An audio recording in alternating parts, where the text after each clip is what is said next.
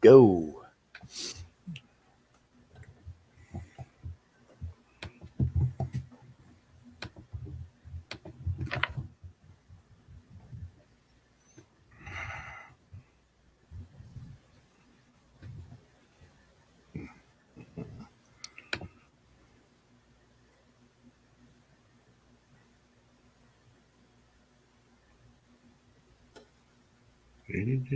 There we go.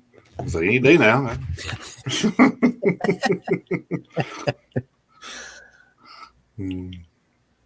Oh man, it makes me laugh.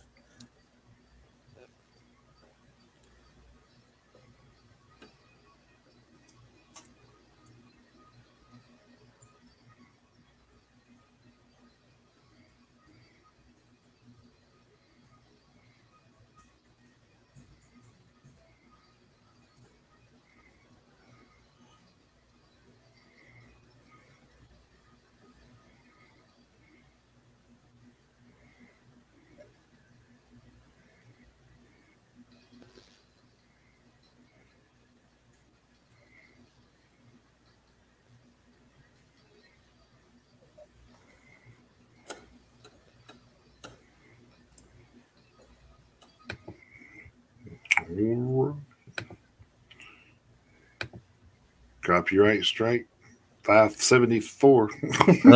Yeah. Yeah. Yep. Copyright Incoming. Strike this motherfucker. How about it? Yeah. We're the Nolan Ryan of copyright strikes. Yeah.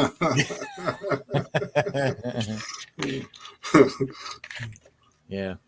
The Ryan Express ain't got nothing on us. Yeah. I have to take a couple of those people on a headlock and punch them in the face. Yeah. Give him the old Robin Ventura. Hell yeah. Yep. Yeah. Well, welcome everyone that's with us already. I know we usually have some people log in late, but for you that join us early, welcome. Morning, evening, night, wherever you are. Yep. So I was doing a story, and it was from something in South America, I think, and I was just like, I was curious. I wonder if we have any South American listeners. I bet we don't ever. I'm sure we do. We don't ever see those numbers, so we should probably ask. Yeah, not yet. I think I have a feeling that might be. I have a feeling that might be something that's kind of coming down the road where we'll actually be able to see where we'll be able to see it, so we don't have to bother anybody. Yeah, we don't got to keep pestering Dan. He's got a whole lot more stuff going on than having to keep answering that question. Yeah, exactly. I mean, we all have our thing, stuff going on. I mean, he's super busy. So I mean, with everything and personal and business. So we understand that. But but yeah, and then we don't bug him too much, but nah, we try not to. We do. Well, the bad thing is, like he was talking about the platform where he gives everybody the permissions, you can only do it to, like, I don't know, 6 people or something. So it's kind of like, right. If you got 12, 14 shows on your platform, then that's kind of hard to give everybody admin permission. So that's true. Yeah. Yeah. So hopefully it's something. Hopefully he's got something in the works. Kind of excited to hear about that. But yeah, should be within the next week or so. Yeah, should be. So maybe we'll see. I'm sure we'll get that message. Hey, can you guys jump on a conference call? So yeah, and then yes, we can. Yeah. Because let's see. Today's the 27th. Yeah, and I think he was saying he's got an announcement on the 1st, which is Thursday. Yeah. So we may have some news for you guys on next week's show. So yeah, we'll see, and hopefully it's better for everyone. So of course. Yeah. I don't think he would do it if it wasn't. So that's true. He definitely tries to look out for all of us. So yeah, which is hard to find in this day and age with any kind of business. Like a lot of people have these platforms, and they're just they got to they pretty much have to do everything on their own. So it's we just Dan's gave us a platform where we just log in and do our thing. So it's kind of nice not to have all that extra responsibility to try to keep up with. But yeah, so easier is it's always better to me anyway. I always say work smarter, not harder. So yeah, no shit. All right, man, we got probably a loaded show for you today. So and we got a hell of a birthday list this week. Whew. I saw some of the names on it. Good Lord. Yeah. There's some big names on there this week. So I guess we will do that right now. Just go ahead and kick off with the birthday list here. So August the 21st to the 27th. August the 21st, we had Serge Tankian, of course, singer for System of a Down. Liam Howlett, he was a synthesizer for The Prodigy. And we had Jake Pitts, guitarist for Black Veil Brides. August 22nd, we had Vernon Reed, a guitarist for so I always want to say In Living Color because I know because of the show, I guess. I know. But, I know. I always catch myself doing the same thing. Guitarist for Living Color. Yeah, I know. Can you see Jim Carrey coming out there as what was it? Fire Marshal Bill. Fire Marshal Bill. Yeah. The Cult of Personality or something. He's look in my eyes. Let me show you something. What do you say? What do you say? Anyway, August 22nd continues. Juan Crucier, bassist and songwriter for Rat. We had Lane Staley, of course, singer and guitarist for Alice in Chains, who unfortunately passed away in 2002. Mike Smith, drummer for Hellfire. And then we had August the 23rd, we had Mark Hudson. He was a musician, songwriter, and record producer for Aerosmith and Ozzy. So a couple of big names there I think he could have been a record producer and songwriter for both of those bands and probably made a living. So also August 23rd, we had Aaron Jones. Of course, he's a singer and guitarist for his own band.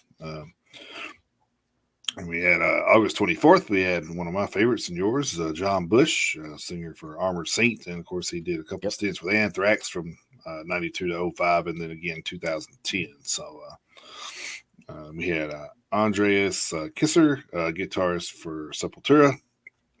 August 25th was the big day. So we had Gene Simmons, guitarist for Kiss. Rob Halford, singer-songwriter for Judas Priest, of course. And we had Mazzy Rod, guitarist for Femme Fatale, and he was a physicist. I was like, man, you don't hear that a lot in metal music. It's like, oh, yeah, I was a metal guitar player, now I'm a physicist. Hell, Brian May is a physicist, isn't he? Yeah, astrophysicist. Yeah, I think so. Yeah, I think you are right. Yeah, I forgot about that. So, we had Vivian Campbell, of course, guitarist for Def Leppard.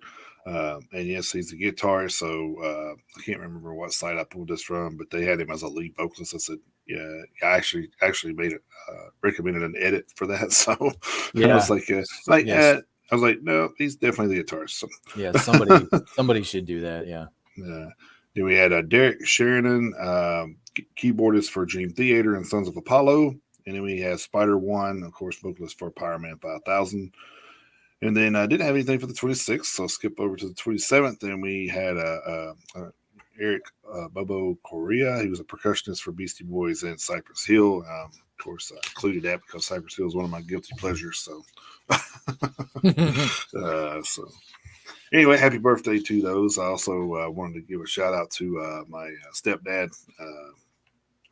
His birthday is actually today, so happy birthday to John. Nice. So,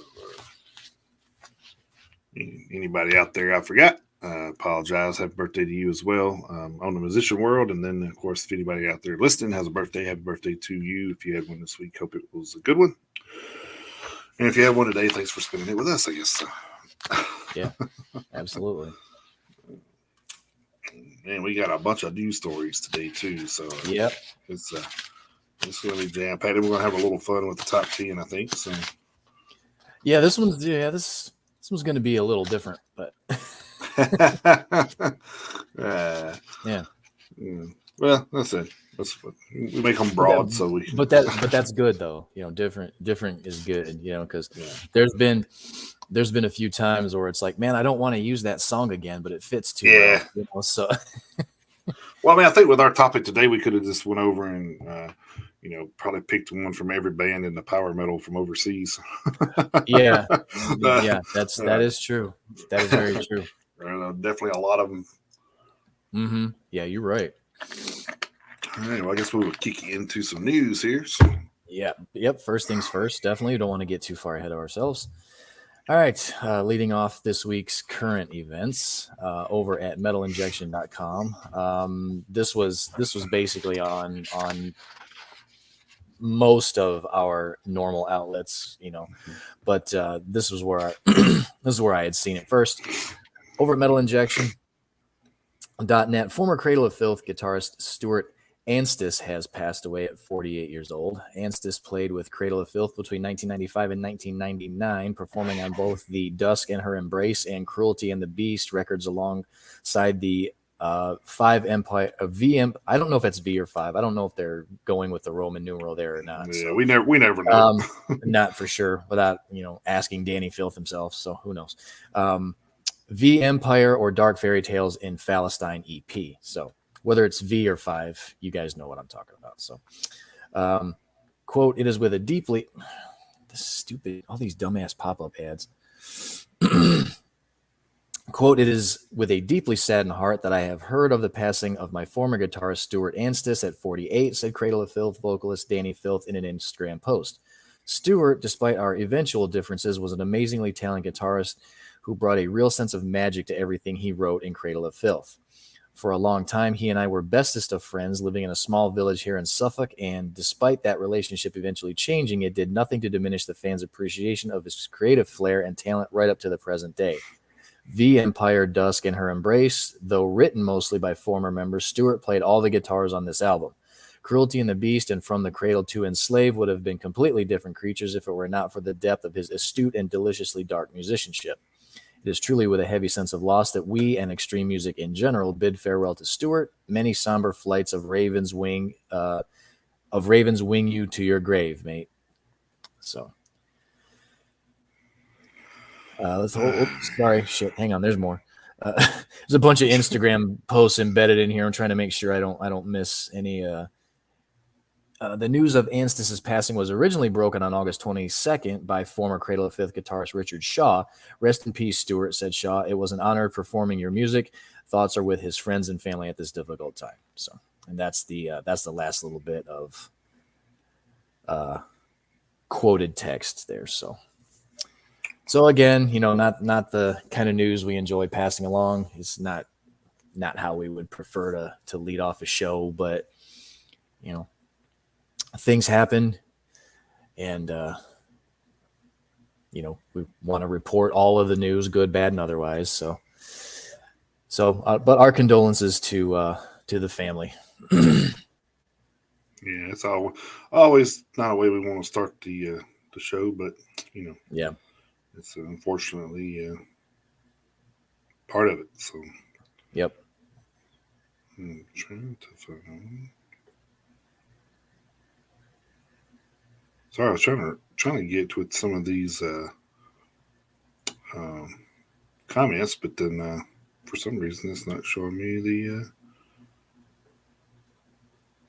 the because actually it's from the page. So for some reason it's not showing me the live post from the page for some reason. I don't know why, but that is weird. I have to go to the page to then click it. Yeah, that is odd though. Yeah, good morning to Kat and Myrna. Yeah, that's what I was trying to comment on while you were talking, so I didn't want to interrupt you talking and saying hi to somebody. So I was just going to comment. So yeah. All right. Anyway, now that I'm there, I can kind of keep an eye on it. But I just feel like it's like crazy having to go around the loops just to get to I don't understand how it's not all connected where we can, Yeah, I know. I've wondered that myself. Yeah, so, I mean, the page is like linked to my page. So I mean, it's kind of like, okay, why can't I not just go to my page and yeah, I know. Facebook's a weird entity in its own. Yeah, so. it's a different animal, that's for sure. Yeah, they're definitely got some special people working there. Yeah. And I do mean special as in special. So. All right, this one, first one over from Loudwire. Avenged Sevenfold continued to engage with their audience in the most entertaining of ways. The latest is a new gaming partnership with Playco to develop Death Battle, a hurdle-esque game in which fans tried to name the Avenged Sevenfold song of the day through segmented music reveals. The game is available to players on any device, pulling music from the band's entire catalog, meaning you could get something as prominent as Hail to the King or see how far your knowledge goes with the song turns out to be some of their deepest cuts. And for bragging rights, you'll be able to share your scores with others after your correct guess, while the full song will be made available to hear via YouTube. We're thrilled to be working with Avenged Sevenfold to innovate around music community engagement, said Justin Waldron, Playco co-founder. They're a legendary band with a passionate fan base, and thanks to our new Play Pass game platform, Death Battle strikes the perfect balance between challenging and fun. Avenged Sevenfold are certainly no strangers to providing gaming opportunities to their fans that previously were involved in the creation of Hail to the King Death Bat video game. They've also been involved with the Call of Duty and Guitar Hero franchises as well. Keep in mind there may be more to add to Death Battle fairly soon, as well as Avenged Sevenfold have been working on a new album. In fact, they recently engaged in a debate on whether an off-the-cuff Sinister Gates beatboxing moment should make the album, which God, I hope not. I was going to say I don't know about that, but don't push it too far. Yeah. But anyways, this is always kind of cool to hear them, a metal band doing different stuff with them getting their music out there and heard. So, of course, a lot of people already know Avenged Sevenfold, so most of the people's going to be playing it. It's going to be fans anyway, being it's a kind of name that tune type thing. So, yeah. It'll be interesting to check out. Yeah, I wouldn't mind playing a little bit myself, because I actually got a Avenged Sevenfold EP before they ever come out with their first album. So,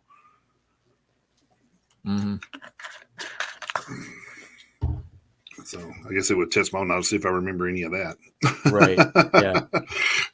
Because I mean that is the funny thing though, because it referenced it in the story. I mean they've got quite an they've got enough of a catalog established at this point to where they could really go back a ways. Oh yeah. to kind of test, all right, how far back does your knowledge go? So does anyone remember Unholy Confessions and then like play it backwards and shit?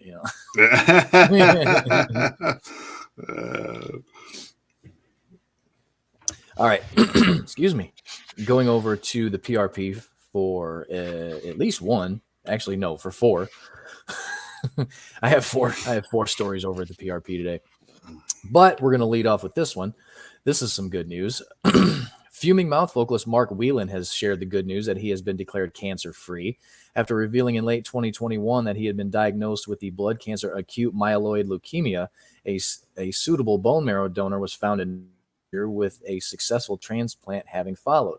An update shared yesterday, August 22nd, so this was earlier this week, by Whelan speaks on his current state of quote, I'm proud to say that I am cancer-free. Thanks to Be the Match, I was able to receive a bone marrow transplant and am currently recovering.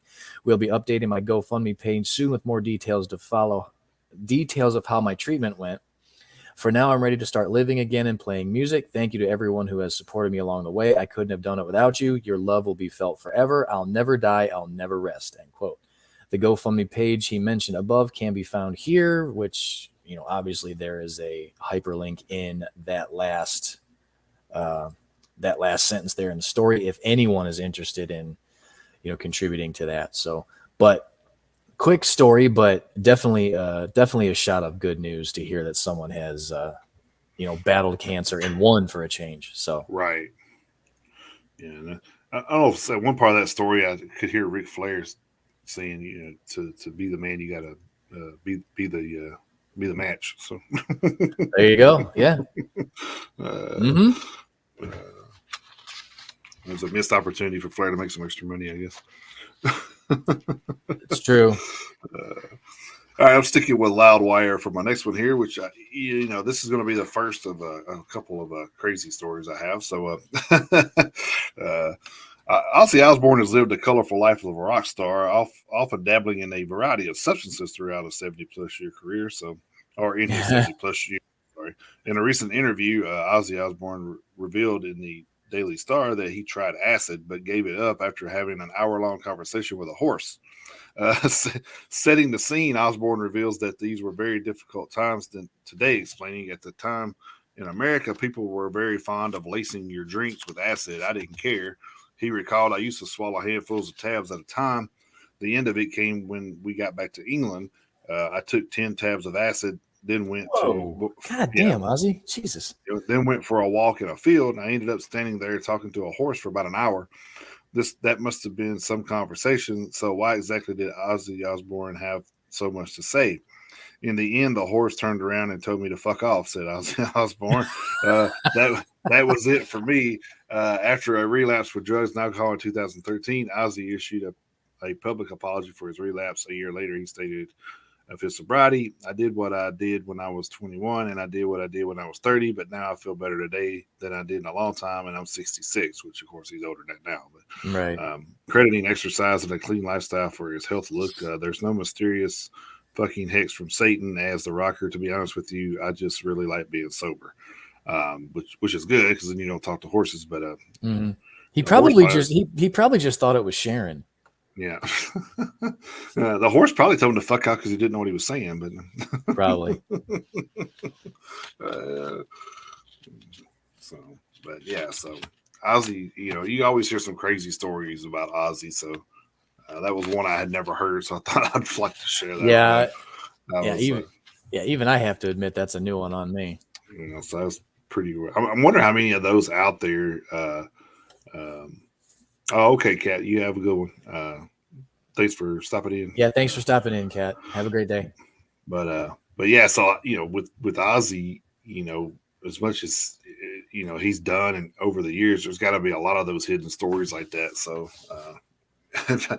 if there was ever a memoir, that would be cool to read. There is one. I have it. Oh, there's an Ozzy memoir. Mm-hmm. Yeah. Wow. I'll let you borrow it if you want to read it. Yeah, that would be that'd be pretty interesting. So. Yeah. It was. It was. Yeah, I'll bring it over to the house next time I'm over. Okay, cool. I'll let you borrow it. Yeah, it's good. It's just as funny as you could imagine, especially with stories like that. But even that one isn't in there. So. Yeah, that's what I'm saying. Like, there's got to be a lot of. The stuff that don't even make books. So. Yeah. I'm surprised he can remember as much of it as he has, to be completely honest. Yeah, that's true. That's true. Yep. All right. Another one over at the PRP. We got another episode of as the band roster carousel turns. Vocalist Riley McShane has announced his departure from Fort Collins, Colorado-based technical death metal outfit Allegayon. A statement shared via his Instagram on August 24th reads as follows, quote, I am no longer a member of the music project Allegayon. I wish the remaining members nothing but the best in their careers. I have nothing but admiration and respect for their musical abilities. To our fans, I'm sorry if this news causes heavy hearts in any of you. Allegayon, however, has always been able to find new members with talent, creativity, and fire in their bellies. I'm sure whoever replaces me behind the microphone will take the band in a fantastic creative direction. To the friends I've made along the way on this journey, you are loved so dearly, and my gratitude for your support is immeasurable. I look forward to keeping in touch and staying close as always. The rest of the band will be touring in Europe this November. Make sure to buy a ticket, buy some merch, and support them and the rest of the band however you can. Thank you, Allegayon, for the years. Good luck and be well, end quote. McShane joined the band back in 2015, filling the spot vacated by original vocalist Ezra Haynes. The group's final album with McShane, Damnum, saw a release this past February. Thus far, a replacement for McShane is yet to be announced. Allegayon Faces of Death tour this fall across Europe and the UK support of Rivers of Nile. Fallujah and Ferry and Harbinger have also been tapped for that bill, the dates for which include, and they're at the bottom, and I'm pretty sure we talked about that tour on the Hitting the Road segment. That bill sounds familiar, so I'm pretty sure we've already gone over that one. So I think we did, yeah. Yeah, I'm pretty sure we have. So, but good luck to Allegayon. Yeah, that's wild to hear these bands losing, especially like a lead singer. So I'm pretty sure that's hard. Yeah. Hard.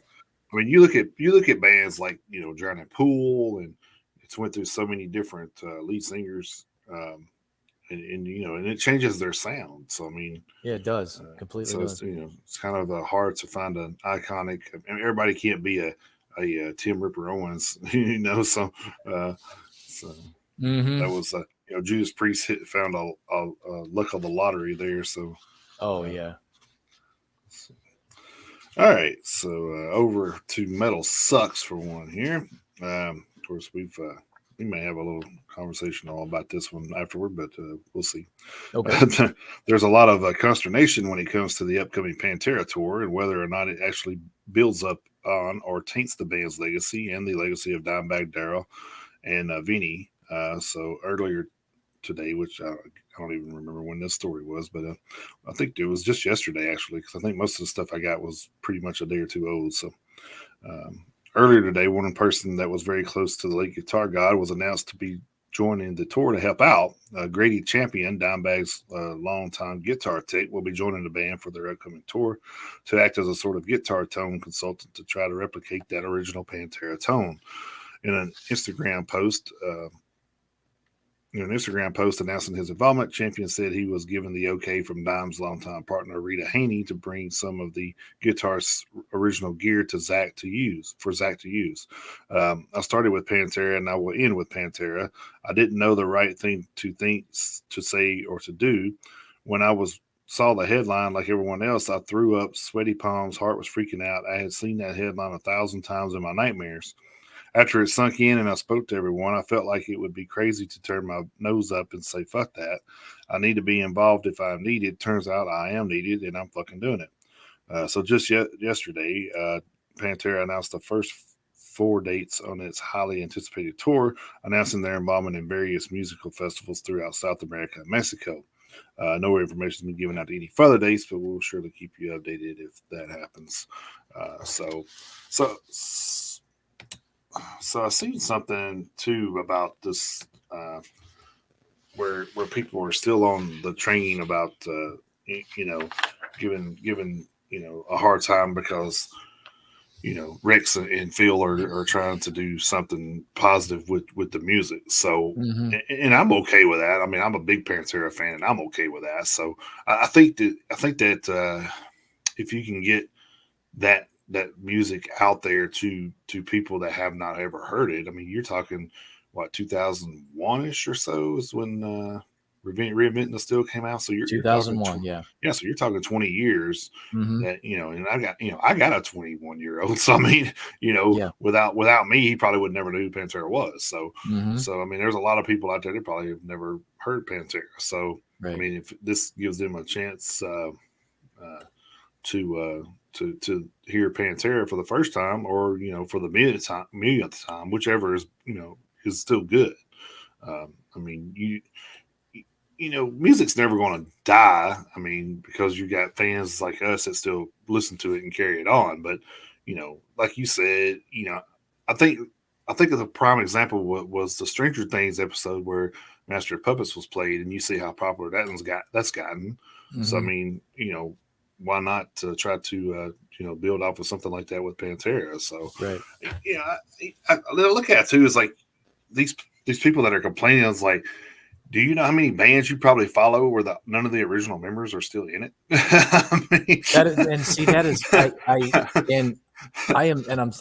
I'm so glad you brought that up because you just mentioned Drowning Pool. I mean, Dave Williams died. The band carried on. I mean, hell, I mean, for fuck's sake, Dave Mustaine's the only original member left of Megadeth. Bruce Dickinson isn't the original lead singer of Iron Maiden. He left and came back. You know, so the whole argument that, you know, that Dime and Vinny aren't around anymore, so there shouldn't be a Pantera anymore. If you whether or not you agree with this whole thing is up to you. That's your opinion. But if that's your argument, it's a shitty argument, because there are almost zero bands. Metallica isn't even. You know, isn't even the Metallica that first started, for Christ's sake. And the funny thing is the original Metallica lineup wasn't even together when the very first album came out. Right. Because Ron McGovney was already gone by the, you know, not Ron McGovney. What the fuck am I thinking of? Anyway, doesn't matter. So, I mean, but it's just a terrible argument that because Vinny and Dime can't be a part of it anymore, that they shouldn't do it. Rex was in the band from the beginning. Rex is actually the only original member left. And, you know, we've talked about it before that there are two versions of Pantera. There really are. Yeah, and that's another thing. Is like, how you going to be mad about that when you know, in my opinion, you know, Pantera didn't become the Pantera we know until Phil joined the band. So it's like, how can so you think that they're going to go out here and they're going to sing stuff from before, you know, prior to Phil's joining? No, they're not. No. Hell, they you know, Dimebag and them even said they'd love to erase those albums from memory. So they pretty much have. I mean, unless you like really, really search, you can't find that music. Well, and the funny thing is there are actually good songs on the glam metal Pantera. Right. There are good songs, but by and large, everybody knows Pantera as Cowboys from Hell, Moving Forward. Yeah. And Phil was a part of that, and so was Rex. So to tell those two guys that they can't, shouldn't, or whatever play that music anymore is bullshit. And if I think we know anything, of course we don't know Phil personally. I did get to meet him once, but that doesn't count. I don't know the man personally. But if we know anything about Phil, he is not going to half-ass this thing. And the fact that they went out and got Zakk Wylde, and the fact that they went out and got Charlie Benante, to me proves that they are not going to fuck around with this thing. They are not going to half-ass it. And people who say that's a money grab can fuck off. Like I say, that's their opinion and they're entitled to it, but I think they can fuck off because. Well, I mean, how is it a money grab though? Because Phil's already in two other bands. I mean, he's already doing two other things. I mean, Rex is the only one that's really not doing anything. I mean, Charlie Benante's on tour with Anthrax. I mean, you know, Zach's on tour with Black Label Society. I mean, how is it a money grab? These guys are already doing things that's, you know, they're already doing things that make their money. So and that's the funny thing is Phil and Rex are getting residuals off of anything Pantera based anyway, especially the shit they were a part of. So they've been making money off Pantera this entire time. Entire time. So it's not like they weren't making any money off of Pantera and they're like, hey, let's bring the name back so we can make money. They're fine. They are fine. They went out. Like you said, I think people in headlines just misconstrued the whole thing. Is it's not Pantera. It's just more of a, you know, it's more of a tribute to Dimebag and Vinny, I think, more than anything. You know, so you know, you have people just look at things because they see a headline, and we know from doing this that the headline usually doesn't mean shit because half the time the headline ain't even in the damn story that we do. So, and usually we don't do those stories. That's why, because you know the headline has nothing to do with the damn story. So, well, that's true. But I mean, even when we talked about this a couple of weeks ago, when the news actually, you know, was made official, you and I both agreed that calling it a reunion wasn't the right wording, because you can't have a reunion without all of the members of the band who made the band what they were. So yeah, but the thing is who said it was a reunion though? That's the thing. Well, see that. Well, no, you're right. You're right. But all of the, you know, when the news came out, it was being called a reunion. Right. So even you and I were like, all right, don't call it a reunion. That's Right. a poor choice of words.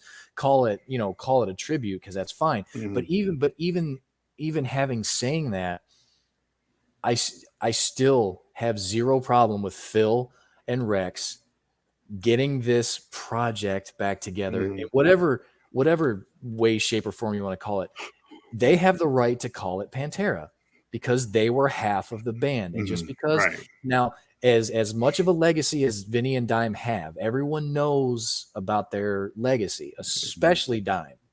Dime is arguably one of the great. He is one of the greatest heavy metal guitarists of all time. A case can be made that he's the greatest. A case could be made.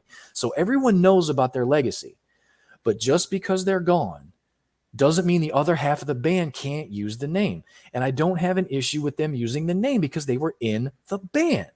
Right. So I don't.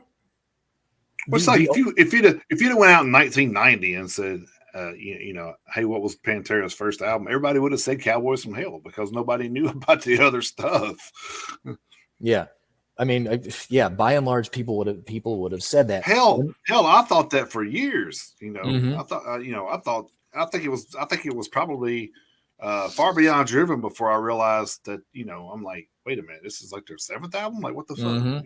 Yeah. So, and like I think that's kind of when it came out to to public that hey, this isn't actually their third album. This is actually their seventh. Yeah. So and then people started like, oh, but we didn't realize that. So, but I mean, I still think that people in their hearts think that Cowboys from Hell was their debut because that's and it kind of was the debut of them reinventing themselves. It was their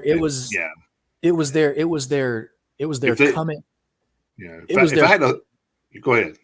I was just gonna say it was their coming out for sure. Right. If you had to swap two albums, you would swap that one and Reinventing the Steel because they were definitely reinventing themselves. No at shit. That point, yeah. So. Right. But like I say, they and who the hell knows how long this has actually been in the works? Because I mean, there were rumors, off and on, all for forever, basically. And Zakk Wylde was always basically the one connected with, taking Dime's spot. I very, very seldom remember hearing, well, who would take Vinny's spot. Of course, Vinny died, a lot more recently than Dime did, of course. Dime was killed in 2004. So, I mean, we're pushing 20 years, since that happened. Or not 2004, 2014. Sorry. Wait a minute. When the hell was it? 04 or 04? I think it was 04. Yeah. It was 04. Yeah. Sorry. I'm getting my dates mixed up. Sorry. But yeah, so the rumors kept popping up and everything, and Zakk Wylde was always attached to it. And what I like, the news that just came out about how Dime's guitar tech is a part of the project now too. I think that even lends even more credence to the legitimacy that this is going to have. You got a guy who knows exactly how it sounded, and I don't see any reason why Zakk would offer any resistance. They were friends. Zakk and Dime were friends. I mean, for Christ's sake, he wrote In This River for Dime. Right. So this is all, as far as I'm concerned, it's all above board. It's all legit. I think, like you said, the songs deserve to be played. People who, like you never got to see them live. People like you who never got to see them live deserve to hear those songs played in a live setting. Yeah, and I'll be honest. Like I heard like a lot of those songs live, but it was with the Illegals. So to hear it with a more polished guitar player stuff is going to be cool if I get to see that. I'm hoping that they're doing festivals like that they're going to wind up doing state festivals next year. So which I've already said I didn't want to do any more festivals, but the Pantera's on uphill, I guess. Right. Well, I mean, I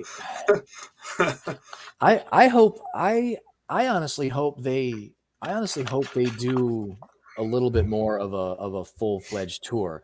I don't necessarily see it being something that like takes 2 or 3 months and they hit like 50 or 60 dates. I don't see that happening. Yeah. But like Well, I mean, if they it's kind of hard for them too, because I mean, you got to talk about Anthrax is working on a new album, which is supposed to be out next year. So you got to look at that too. It's like you can't just you can't like walk away from your bread and butter and go do something that you want, Yeah, kind of and Zach, side project for that, so. Right, and Black Label just had an album come out, right? So I mean, he's got new music that's already out. Zach Wild does. Charlie, but like you say, Anthrax is working on some stuff. So kind of, I foresee something where they go to like the major cities, New York, Detroit, LA, definitely, Dallas, definitely Texas. Yeah, they could probably do like a 2-week tour or something like that. I would think they would go to Texas for sure, Dallas and cities like that. Maybe even New Orleans, because Phil is from Louisiana. Right. It would be nice if they went to Atlanta. I would fucking drive down to Atlanta to see Pantera in a heartbeat without even thinking about it. So another thing that I've seen is people were calling it Fantera, and I'm just like, okay, I don't get that reference, but because it's not a fan made band. I mean, they aren't on The Voice or something and getting a shot to be in Pantera. I mean, these are legitimate musicians with history of their own. So every single member of this group now they've got a more than well established pedigree. That's another thing I like about it. They didn't, like I say, they took their time getting this put back together, because like I say, Zach Wild's been connected with it forever. The fact that the fact that they actually went and got, they asked Charlie Benante to play. Of course, Charlie is friends with the band too. He's been friends with them for decades, as far as I know, from everything that I've read. So well, there's pictures of them from touring together and stuff, from way back in the day, but they went out and they got quality players who are gonna do all of this stuff justice. And like Charlie, it was either last week or the week before, Charlie Benante said, I'm gonna do my damnedest to make sure that if you were to close your eyes, it's gonna sound exactly like Vinnie Paul playing the drums. Yeah. He's even said that he's not going to be able to play these songs the way he plays the songs in Anthrax. And Zach Wild is gonna do everything he can, especially since he's going to be using the gear with the same tech that Dime had. This is going to be as close to Pantera as Pantera could get, considering the circumstances in 2022 or 2023 or whenever the hell this shit starts. And so sometimes the internet can be so goddamn annoying. But at the same time, who was it? What? I think it may have been Charlie Benante, or it may have actually been my mind just went blank. Somebody was being interviewed about it, and I think it may have been Benante, and he said to all the haters, just don't come. Yeah. Just don't go. If you're against it, fine, you can be against it. Just don't go. Don't go. I am going to be there. I'm going to be there. That's one of the freedoms we have. It's like that's what I don't get. Like, you don't like something, just don't buy into it. I mean, really, it's pretty simple. I mean, if you ignore certain things and don't we can learn a lot from that. A lot of aspects that we won't get into. But if we would just ignore those things and just move on, then say hey, that doesn't affect me personally, so who gives a shit? Then we would have a lot better.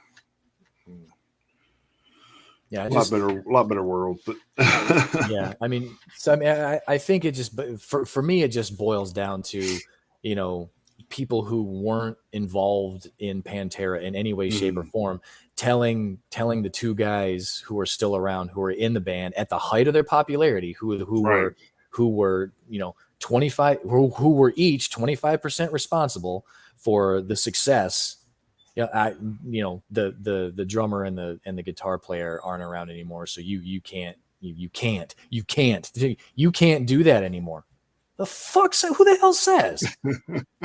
just the balls on just the general, the general populace who was like, oh, it's not going to be Pantera. Well, no shit. We know it's not, and we all know why. But that doesn't mean Phil and Rex can't play the music. Right. That's why I brought it up, because a lot of the comments I've been seeing has just been so fucking stupid. It's just like, and it is. It really is. I mean, like I said, the arguments against it make no sense. They really don't. And who cares if they make money off of it? Every band, whether it's Pantera, Metallica, or even some of the up and coming bands that we have talked to, and hell, even us doing this show, if at some point we make money off this show, who are we to turn it down? That's not why we started. That's not why we started this show. But if at some point, a little bit of supplemental income comes our way, I'm not going to fucking be like, no, I'm not doing this for the money. It'll just be a bonus. But every band, every athlete, every actor, anybody who starts any sort of business at all, the bottom line is hopefully I'll make some money off of this. So who are these people to tell Phil and Rex that they can't go out and do this? Sure, they're going to make money. They're going to make money off ticket sales, off merch, it all comes with it. It comes with it for every band, every single band of every genre of music that's out there. God, I could just keep going. I feel like we could have a whole show just on this. We could. I feel like fucking Mugatu off of Derek Zoolander. Does anyone else notice this? I feel like I'm taking crazy pills. Jesus Christ. I guess we better swing it back. Yeah, we better switch gears. We better do that. Good God. Yeah, just don't go. You don't want to go see Pantera, don't go. Well, the thing is it's not like they're making new music. So why what's the big deal? I mean, right. Yeah. And even if they were, it's Rex and Phil. True. I mean, for fuck's sake. Yeah. So, but yeah, you can be sure that Metalheads Unite will be there watching Pantera. Mm-hmm. Fucking rest fucking assured. All right. I'm going to follow you over to Metal Sucks for one here. Get off of there, stupid ad. It's fucking crazy how fast life can come at you. Earlier this summer, Moontooth guitarist Nick Lee was hospitalized following multiple seizures. In the short term, that meant the cancellation of a performance they had planned with Cave In, but honestly, that's not important. What's important is that Lee is up and talking today and expected to leave the hospital later this week. More than a month after he was admitted to the hospital, Lee posted a video to the band's Facebook page showing the fans that he's in recovery and grateful for the support. Quote, "It could have been a lot worse. I have a lot of some outpatient stuff to do to work on my memory, my voice, and my legs. I can't send enough gratitude to the people who kept me alive. It's going to take a little while to get back to where I was playing and hanging, and I'm going to be a different person in a way. But this has given me a new lease on life, and to just be grateful to be here every day and doing the things I love and talking to the people I love," end quote. Over the course of his 31-day stint in the hospital, Lee said he was in a medically induced coma for 3 weeks while doctors dealt with the cause of his hospitalization, a rare disease called autoimmune limbic encephalitis. According to the National Center for Advancing Traditional Sciences Genetic and Rare Diseases Information Center, god damn, that's a mouthful of a Jesus. Lee's condition occurs when parts of the limbic system and other parts of the brain become inflamed. What can result is a, quote, severe impairment of short-term memory. However, symptoms may also include confusion, psychiatric symptoms, and seizures, end quote. Symptoms can take weeks or months to develop, but can also take shape in a matter of days. To help with his memory and to keep focused on recovery, Lee said he's going to be writing out the guitar tabs for Moontooth's most recent album, Phototroph, and uploading them for the fans. Speaking of the fans, Lee said he was shocked to learn of the GoFundMe page that was created to help pay for his medical bills. It's a travesty that he would have to be saddled with extreme healthcare costs, but this is America. Still, the GoFundMe raised nearly $150,000. It's a number that Lee said is still hard to grasp. Quote, quote, "I cannot get over the GoFundMe. I still can't even process it. I love you all and appreciate you all. Thank you very much," end quote. So, the fact that, he was in a coma for 3 weeks, he comes out of it, and that he's got to relearn a whole bunch of stuff. The fact that the people that donated the money to take care of his bills did that, so that's one thing he doesn't have to worry about going forward, is huge. It's super huge. And I want to even give a shout out to all those people, because that's amazing. Right. Yeah. But it's good to see that, he's out of the hospital. He's getting back to living his life and all that stuff. And it sounds like he's really well on the road to being able to actually play music again, which is great. Well, I mean, we've talked about this before. It's like the fan base of some of these bands are so freaking amazing, dude. It's just like we talked about when Nonpoint had the incident with their trailer, and they opened up a thing to get money to help them with their expenses, because I guess they didn't have insurance on the stuff, but which is I guess, like, in a way you kind of like, why? But then again, you're like, the shit's always with me. So it's like, where's it going to happen? Where's it going to go? But, we don't expect it to lose a trailer and it go, 500 feet off the damn road into the woods. So, right. But what's so cool about it is their fan base is so big. You wouldn't think that the fan base would be that big, but Nonpoint has a pretty substantial fan base. Mm-hmm. And like, they had to cut the GoFundMe page off because it had already raised over the amount of money they needed, and they were just like, well, we're not going to take anything else from the fans that we don't need. So right. They did the right thing, and they cut it off. So and I think that's but I think that the thing is, we don't realize like how big a fan base some of these bands have that you wouldn't think. We talk about Avenged Sevenfold earlier. We talked about Metallica. I mean, these bands are huge. They probably wouldn't have to worry about anything like that if they if they've invested their money correctly, which but yeah, it's just you think about what was the band again? How could he? I'm sorry, I went blank. Moontooth. Moontooth. Yeah, that's what I thought. Moontooth, and then you got we had to deal with some stuff a while back where we donated money, and of course the person passed away, unfortunately. But I mean, that money was still there to take care of the medical bills, so that's what they did. So it's just and I even donated to that because a good friend of mine, Aaron Camaro, put it out there, and I said, well, they talked to the guy and they knew him, so it's kind of like do the right thing, and the thing is, like, people think, oh, I got to donate hundreds of dollars. No, you don't. I mean, 5, 10. If you think about it, we joke about. I see this joke a lot. But if you say, "Oh, I just need 3 million people to send me $1," well, there's $3 million.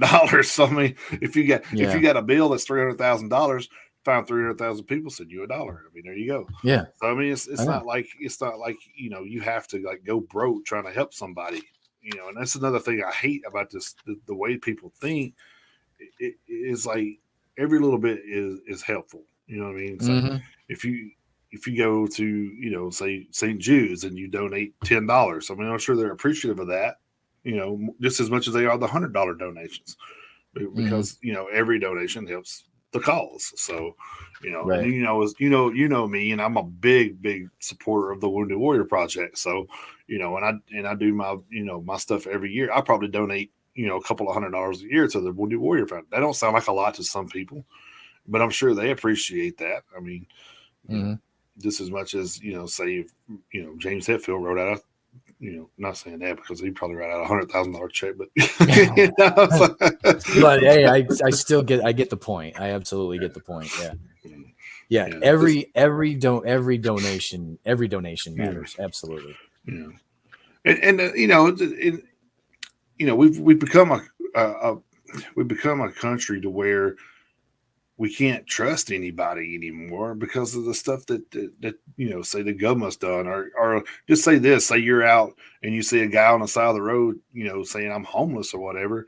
And, he could be, we don't know that because we don't know the guy, but you have gotten people on camera where this guy's around the corner in Nashville, with a bucket and trying to get money, and then he goes 2 blocks down and gets in his Mercedes. So it's like you got people like that fuck it up for everybody. Yep. And it's just like, if you don't need the help, don't get the help. Don't fuck it up for the people that actually need the help. Right. I mean, yeah, there's actually I've seen that kind of thing. I've even seen it here in Columbia, over there by the wall, over there by the Walgreens, those people that sit over there. Mm-hmm. Well, I don't know if you saw like the one woman, she's sitting over there and she's got a sign, and I can't remember what the sign said the one day, but she's standing there with a sign, but her kid is sitting there by the stop sign there on a phone. I'm like, yeah, no. I mean, no. So, but I mean, I'm all for getting help to the people that need it, or directing the money to where it needs to go. But yeah, we kind of have, I'd say by and large, become kind of cynical. But but then you see something like this, and it helps. Yeah, and we had a famous homeless guy around here. Well, Melvin, but he didn't need the money. That's the thing, is people thought, oh, I'll give him money. He wouldn't take it because he didn't need it. They actually did an article on him, and he said, I prefer it outside. So he just liked to be outside. So he didn't want to like be indoors or live indoors. Yeah, see, that's the funny thing. I was actually in line behind him at the bank one day. He was in there cashing a check. So I mean, he did have money, and I never heard once of anyone saying that he asked people for money, because he did. No, he never asked anyone. He never asked anybody for money. He was never out. He was never sitting anywhere panhandling anybody. Matter of fact, he was on the bench there at Walgreens one day when I came out, and he said, "Hey, partner, can you help me open this?" I had to open a drink for him. He couldn't open it, so So it wasn't. He never said, "Hey, can I get $5?" or He said, "Hey, you open this drink for me. Hey, I appreciate it." And he went on about our business. So I mean, it's like you just never know what some people are going through, and it's kind of like, and I hate that we have to like second guess ourselves with trying to help somebody. That's what's really bad. It's like we shouldn't have to have an issue. I mean, yeah, it is. People, like he said, people are going to people, so we say it a lot, but yeah, we definitely say it a lot more than we should have to. Right. Yeah. All right, my next story is over from Blabbermouth. Gibson Brands has announced the launch of Gibson Publishing in partnership with rock icon Slash. Gibson Publishing's first release, The Collection Slash, is a stunning premium coffee table book that explores in unprecedented detail the instruments Slash has used on countless hit records and on stage worldwide in front of millions of fans. The Collection Slash will be published in hardcover in 2 editions, custom and deluxe, via Gibson Publishing, and is available for pre-order now at Gibson.com. Gibson Publishing marks the next major step in the evolution of Gibson Brands' media platform and promoting music experiences to fans worldwide. As with the recently launched music label Gibson Records, which released Slash's new featuring Miles Kennedy and the Conspirators, acclaimed new album titled 4 this year, the first project for Gibson Publishing is a premium book with Gibson Global Brand Ambassador and rock legend Slash. It's been a blast working with Gibson to create a platform for me to talk about my favorite thing, guitars, says Slash. This book is a great expose of all the great guitars I've collected over the many years. Launching simultaneously today is the Slash episode of Gibson TV's popular interview series of the same name, The Collection, which takes viewers on a deep dive into the extraordinary personal guitar collections of music's biggest artists. Slash and Mark Agnesi, Gibson TV host and director of Brand Experience, sit down to discuss the never-before-told stories behind his holy grail vintage pieces to prototype Gibson signature models, drool-worthy Gibson Les Pauls, Flying V's, and more. Watch as Slash and Mark cover a wide range of Slash's staggering collection of around 400 instruments. Man, that's a lot of damn guitars. Over 300. I was going to say, don't tell anybody. Someone might try to break in and steal his shit. No shit. How do you like? How would you like be like? Oh, what's your favorite? Oh shit! I got Good 400. Lord. Yeah. Over 300, but he probably does have a favorite, which is sad. I bet he does. He could probably pinpoint it out like that. So I bet he does. Over 300 pages in length, the collection Slash is a lavishly illustrated, rare, and collectible book with numerous photos of the guitarist in his impressive guitar collection, shot by the Gibson team and legendary rock photographer Ross Halfin, whose relationship with Slash extends back to an early Guns N' Roses portrait session from 1986. So you have a relationship there. Accompanying the imagery are insights drawn from the new exclusive interviews with Slash himself, written and edited by Gibson editor-in-chief Chris Benicom. The collection Slash is a must-have for both Slash fans and those who admire fine and rare guitars. Launching Gibson Publishing in partnership with Slash for our debut book, The Collection, marks an important milestone for all of us at Gibson Brands, says Caesar, Gwakian, brand president of Gibson Brands. Is that the same one that we always? Yeah, the same name. Yeah. We're just like, we continue. I still have no idea how to say that dude's name. We continue to leverage our iconic past and lean into the future, creating more opportunities for music fans around the world to experience original storytelling.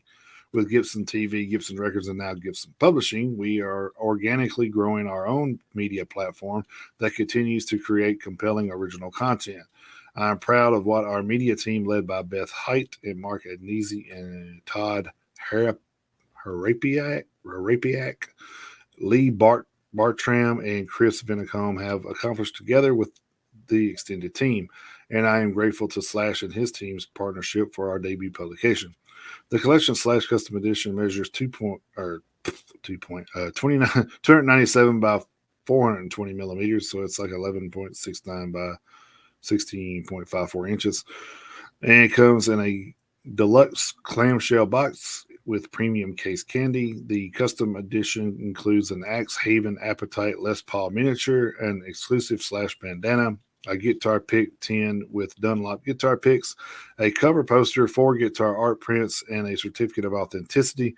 The custom edition is hand signed by Slash and is limited to 500 copies worldwide, which even makes it worse. The collection 15 sounded better. The collection Slash deluxe edition is presented in a Les Paul slipcase and measures 9.45 by 13.39 inches. It includes a cover poster, 4 guitar art prints, and a certificate of authenticity. The initial print run of the deluxe edition is hand signed by Slash and is limited to 1,000 copies worldwide. I knew there was going to be a 1,500 in here somewhere. There always is. There always is. So together there's 1,500 copies. Yeah. But yeah, so it's always like being a collector. It always kind of like upsets me that they limit. I understand that's what makes it a collectible, but I also wanted to like have a chance to get my hands on some of this stuff. Yeah. It's like it's like I pre-order stuff from Walmart when they first put it out there with the Metallica thing, and then it was just to the first 1,500 pre-orders, and of course I was like 1683 or something, so I didn't get one. Mm-hmm. That's the thing, though. I mean, when you consider the fact that there's 7 billion people on the planet, you're gonna make 1,500 or something. Yeah, at least make 1 million. I mean, or 100,000, a couple 100,000. Maybe even like maybe even let's see, they usually make 1,500. Make 5,000. Yeah. I mean, well, the thing is, like, some people a chance. The thing is, somebody's going to buy this now. Slash is going to die, and then they're going to sell it on eBay for $100,000. So, which is sad because then I'm the kind of person to hang on to stuff. So, right, yeah. I know it's because because I have a lot of wrestling figures of past wrestlers that have passed away, mm-hmm. and it creates a story. It's more of a conversational piece when people see it. Right? Yeah, absolutely. They're like, oh, cool, you got a Chris Candido action figure. Like I've never, Yeah. Okay. Coming over to Blabbermouth, which surprisingly the bulk of my news wasn't at Blabbermouth this week. It usually is. Thrash metal pioneers and metal icons Megadeth were presented with plaques to commemorate the RIAA certification for platinum sales of 1992's Symphony of Destruction and the gold status of 1986's Peace Sells But Who's Buying and 1990's Holy Wars The Punishment Due.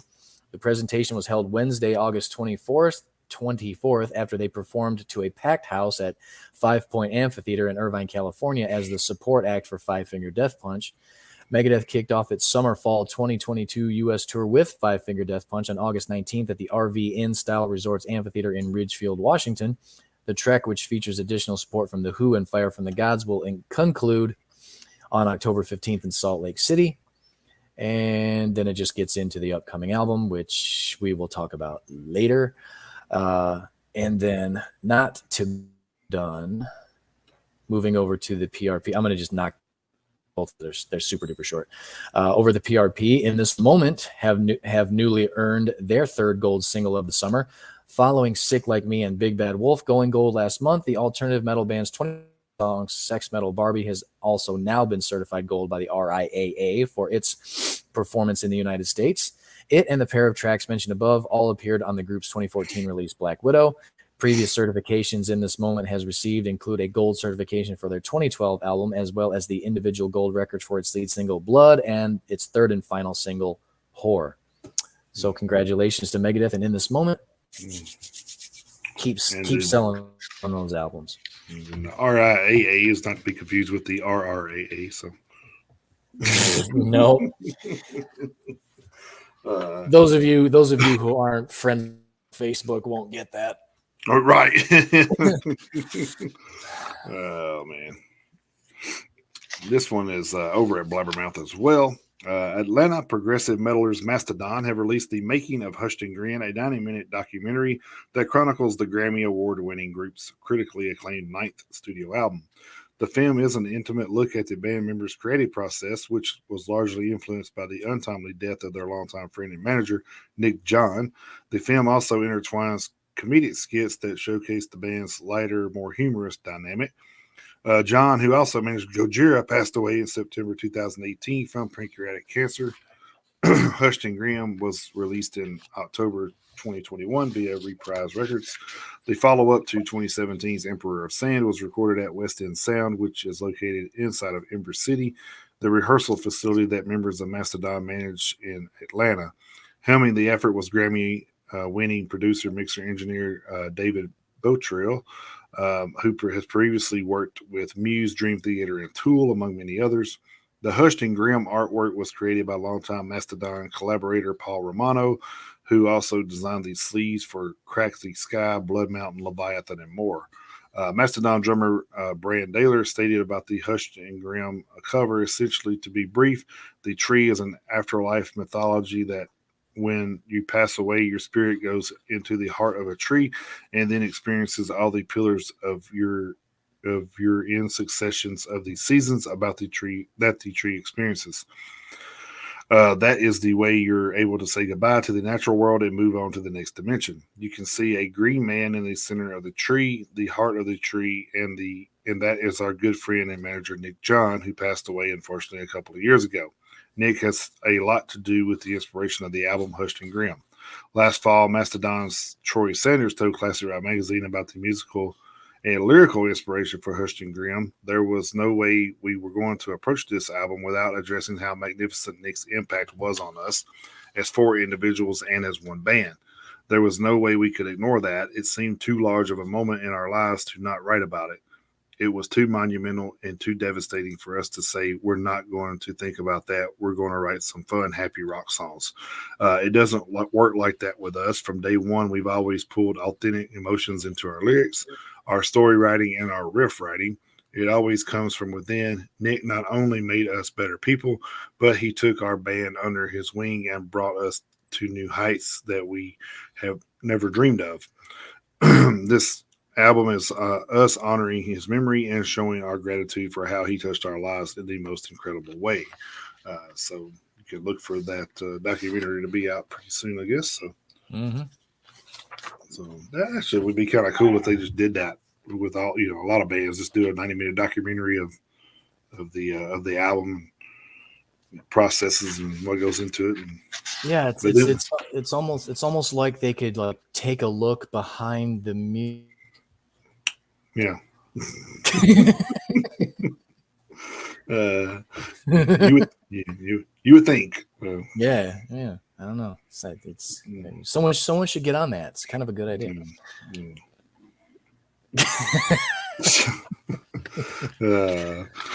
All right, I have, or maybe somebody should reprise that. How about right? That? Yeah, that should be. Yeah, someone should do that. And it's actually, in all seriousness though, now that we have all these streaming services where some of them have commercials and some don't, it's like if Netflix was to bring that back and do literally a 90-minute episode on each on bands where they don't have to have all these commercial interruptions and all this bullshit. All kidding aside, that would be a great idea. Seriously, yeah, it really would. It would. It really would. All right, I've got one. It. I probably would too, depending on the band that's covered. Yeah. All right, I've got one more, quick little news story, and then I've got that list I was telling you about. So, all right, over at the PRP for all you collectors out there, legendary rap, funk, hardcore, etc. outfit the Beastie Boys will make the jump to action figure form in early September. The multi-platinum trio have teamed up with Super 7 for inclusion in the latter's 3.75-inch reaction figure line. For this initial entry, the trailblazing outfit opted to immortalize the characters they played in the official music video for Sabotage. That Spike Jonze-directed video served as the lead single for the pioneering group's 1994 album Ill Communication, helping propel it to 3X multi-platinum status. You can find MCA as Cochise, Ad Rock as Vic, Cole Fari as Bobby, The Rookie, and Mike D as Alessandro Allegre as The Chief. Pre-orders for the figures both individually and as a set can be found via super7.com. And just to save a little bit of time, yeah, there they are. Cool. Yeah, so it doesn't say if they'll be. It doesn't say if the run will be limited to 1,500 copies or not. So I seriously doubt it. They'll probably mass produce. Yeah. These, so yeah, usually like the action figures, they kind of do a lot of. So. Yeah. So if you go out and buy them, buy 2 of each. Yeah. There you go. Right. One to play with, one to keep. So, all right. There's this one's from Metal Hammer. I told you I had some strange stories, and this one kind of fits that bill as well. All right. Sammy Hagar says he has written a new song with the help of his late former bandmate Eddie Van Halen, who came to him in a dream. In conversation with Ultimate Classic Rock, the former Van Halen vocalist explains, "I shouldn't be hyping it now. Nobody knows this but Michael Anthony, Jason Bonham, and Vic Johnson. About 2 months ago, I had this dream, and Eddie came. We were in a room like this with a bunch of people around. It was like he'd been gone. It was just like he'd been gone. Okay. It was not like he passed away, but he had just been out of my life, and we hadn't seen each other for a while." He's going, "Man, let's write some music." And I said, "Yeah, fuck it, man. Let's do it. Here we go. Let's go." How the dream written tune came together, Hagar reveals that it was based upon a riff that the guitarist showed him in real life when he was alive. According to Hagar, the pair then went over into a corner in this room. He had a guitar and he played me this thing, and it was like this lick, just like the last lick that Eddie Van Halen showed me when I went back for the 2004 reunion tour, and he then when he was a mess. I said, "Eddie, show me your newest shit," because every time I'd be around him, I'd say, "Show me your newest shit." He'd say, "Okay, check this out." So elaborating a little on what the song sounds like, the musician adds he did this harmonic thing and he slid it up a chord like a slide guitar. He wrote a song with that lick. I remembered it. I got up in the morning and I wrote that song. It's called Thank You. I used the freaking lick that he showed me in the song. I told Jason, I just really don't know what to say lyrically. I got goosebumps head to toe talking about it. So I wrote it about the experience, and we'll do that song someday. Luckily for the ex Van Halen frontman, the song didn't fade away from his mind like most dreams. He aims to release it in the future and intends to credit Eddie on the track. Now that's going to be an Eddie influenced song to the point that I'm going to co-write it with him. I'm going to give him credit, and then maybe we'll donate the money to charity or whatever, Hagar says. You see, I feel so embarrassed about it because everyone's going to say, "Oh, look, Sammy Hagar trying to capitalize on Eddie." No, I'm not. You don't understand. This was a real fucking dream, and I told you exactly what happened in it. Sammy Hagar's second album, The Circle with the Circle, titled Crazy Times, is due out release on September 30th. So I don't know how many of the Cabo Wabos he had before that, man. True, but I'm sitting here shaking my head because it's another example, and you even read that part at the very end of the story, and I'm shaking my head because it's the exact same thing. So Sammy Hagar isn't supposed to put this song out that he basically wrote with Eddie Van Halen because Eddie Van Halen's not alive anymore. Yeah. Again, it's the same thing it's the same thing we just talked about with Pantera. Right. Exact same thing. Oh, I can't put this song out because the guitar player's not alive anymore. God, come on. Well, I mean, he helped write the song, so it's still partially his. So.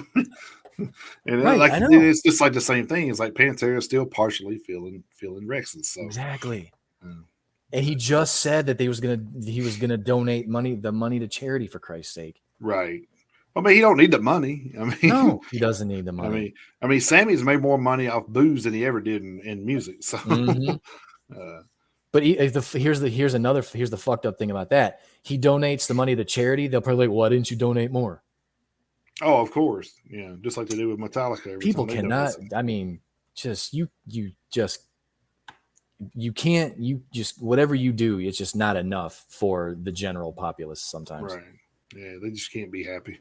Yeah, People in general would just rather be pissy and just shit on everything. Ugh. I got one more. If you want me to read that one before go ahead. Go into the other part. This one's over from Loudwire. This was kind of a last minute one. So, Megadeth frontman Dave Mustaine went through a lot before he became the iconic musician he is today. And during a lengthy interview on the Joe Rogan Experience podcast, Mustaine reflected on his youth, which he included a period in which his family was involved with the Jehovah's Witness denomination and his eventual rebellion against that, turning to black magic. In fact, Mustaine shared with Rogan 2 hexes that he put on people in his early years. Oh, Jesus. I told you, man, I got crazy stories today. Prior to recounting these tales, Mustaine touched on his own belief system and said, real simple, I believe in Jesus. I believe that God is God. Jesus is Jesus, and the Holy Spirit is the Holy Spirit, and that's it. And if you want to go to church, go to church. If you want to read the Bible, read the Bible. And if you don't want to hear about it, don't listen. And if you don't want people to tell you about it, then tell them to shut the fuck up. For me, I'll try and set a good example with my behavior. I don't ever try to proselytize. Even the same thing with drinking, that they say there's nothing worse than a newly sober drunk. So I try not to tell people how to live their lives. Speaking with Rogan, the Megadeth leader recalled, you get out of one thing that sucks, and so you do something else to extremes. When I bailed on the Jehovah's Witness with my mom, I ran away from home up to Idaho where my sister lived, and she was practicing black magic. So I got into black magic. She did not practice black. She was practicing white, but I did some black magic. I practiced black magic on 2 people, explaining to Rogan that what a hex entailed. Mustaine offered, you have somebody that you don't like and throw the power of suggestion in your mind, and you could say or do something and then hope and pray that something will take place to even the score, so to speak. The first of 2 hexes that Mustaine shared involved a bully at school who had taken to tormenting the musician upon his arrival at a new school. I did one on one guy, and that was at school, and my nephew told him that. I'm not exactly sure what happened there. He may have kicked a plug or something. Hopefully he realizes what happened and he's not just still reading that story. You guys give me just a second. Let me send him a message.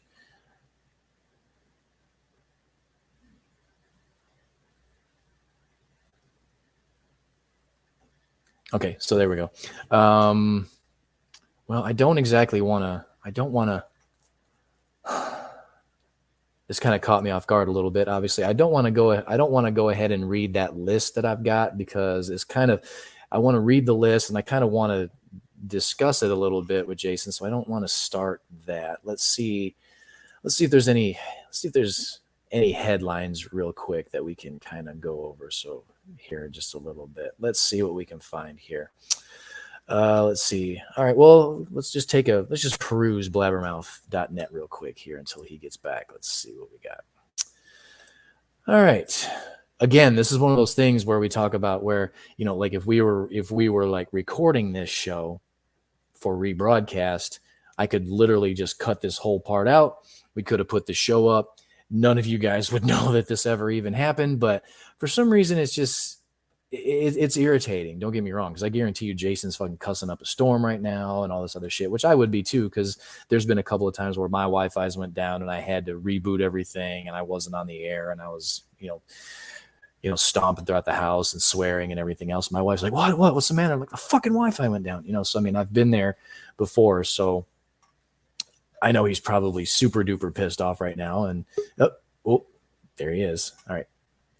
Let's see if he's actually back. Don't have his video feed just yet. And there he is. There he is. All right. Fuck me.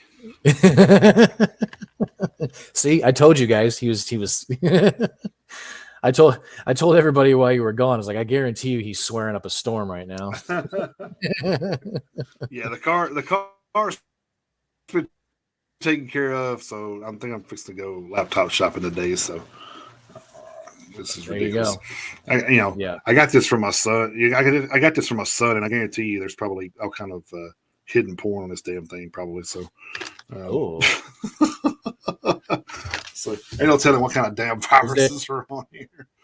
Is there if there's a file that says taxes 2017, that's probably where it is. That's it. I need to look at that. Everybody. I mean, that's good because everybody steers clear from taxes. So yeah. And Tyler probably wasn't working in 2017 anyway, so that'd be a big red flag. Yeah, big red flag. Yeah.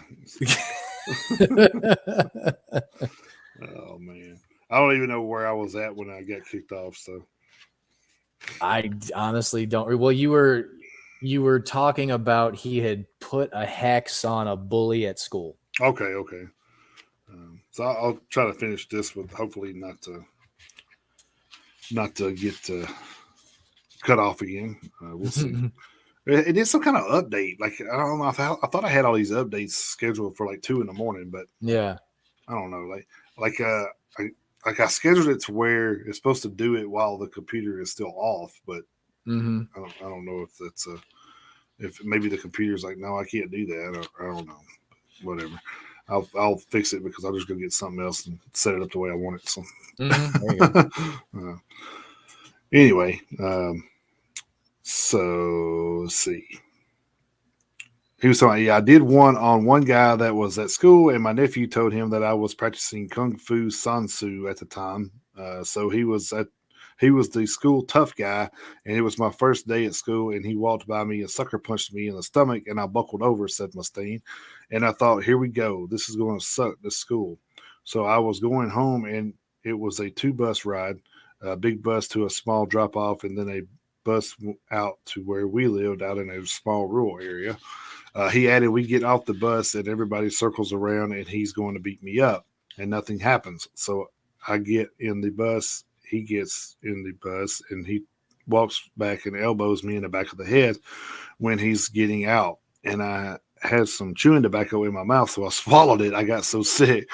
I knew I had to do something or it was going to keep happening. So I put a hex on him that he would get physically injured, and he did, said the singer.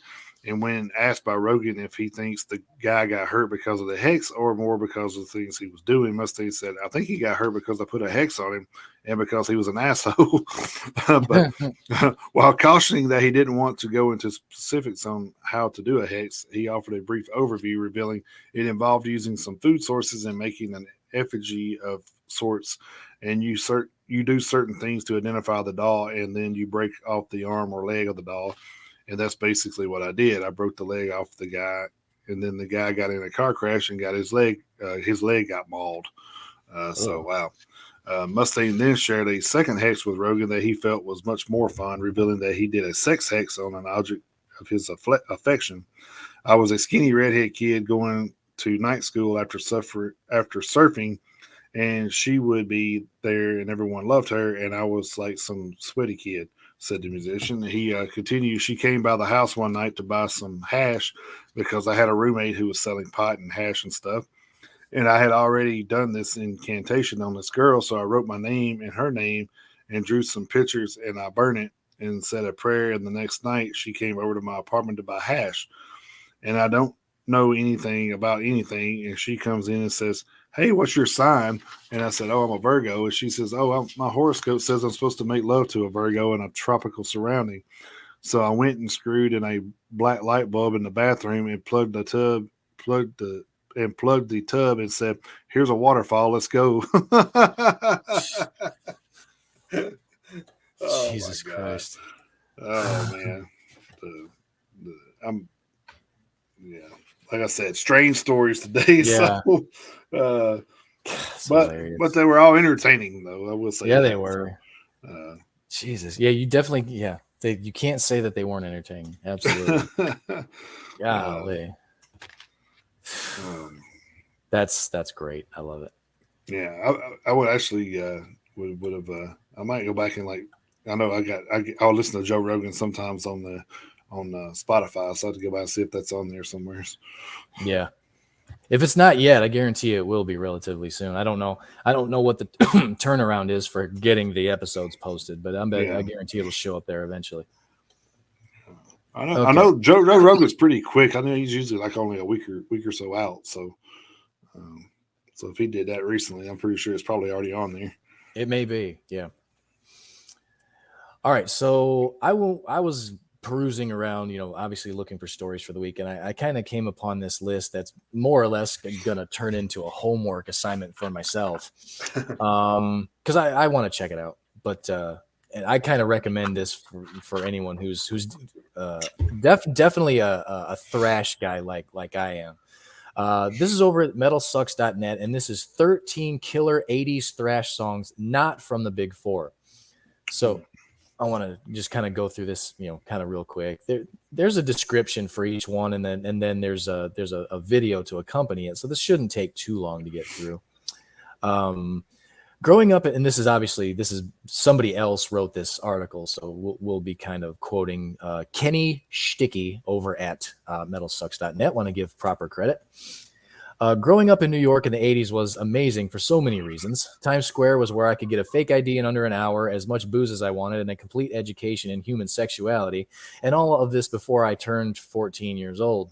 The 80s, of course, was the golden age of thrash, and while there has been a renaissance in classic thrash lately, courtesy of our friends at Stranger Things, which, my opinion, thrash was coming back way before Stranger Things. But anyway, there's so much more thrash from the 80s that wasn't from the Big Four that I remember experiencing while hitting the clubs back in New York City. Many of these bands are still going strong today.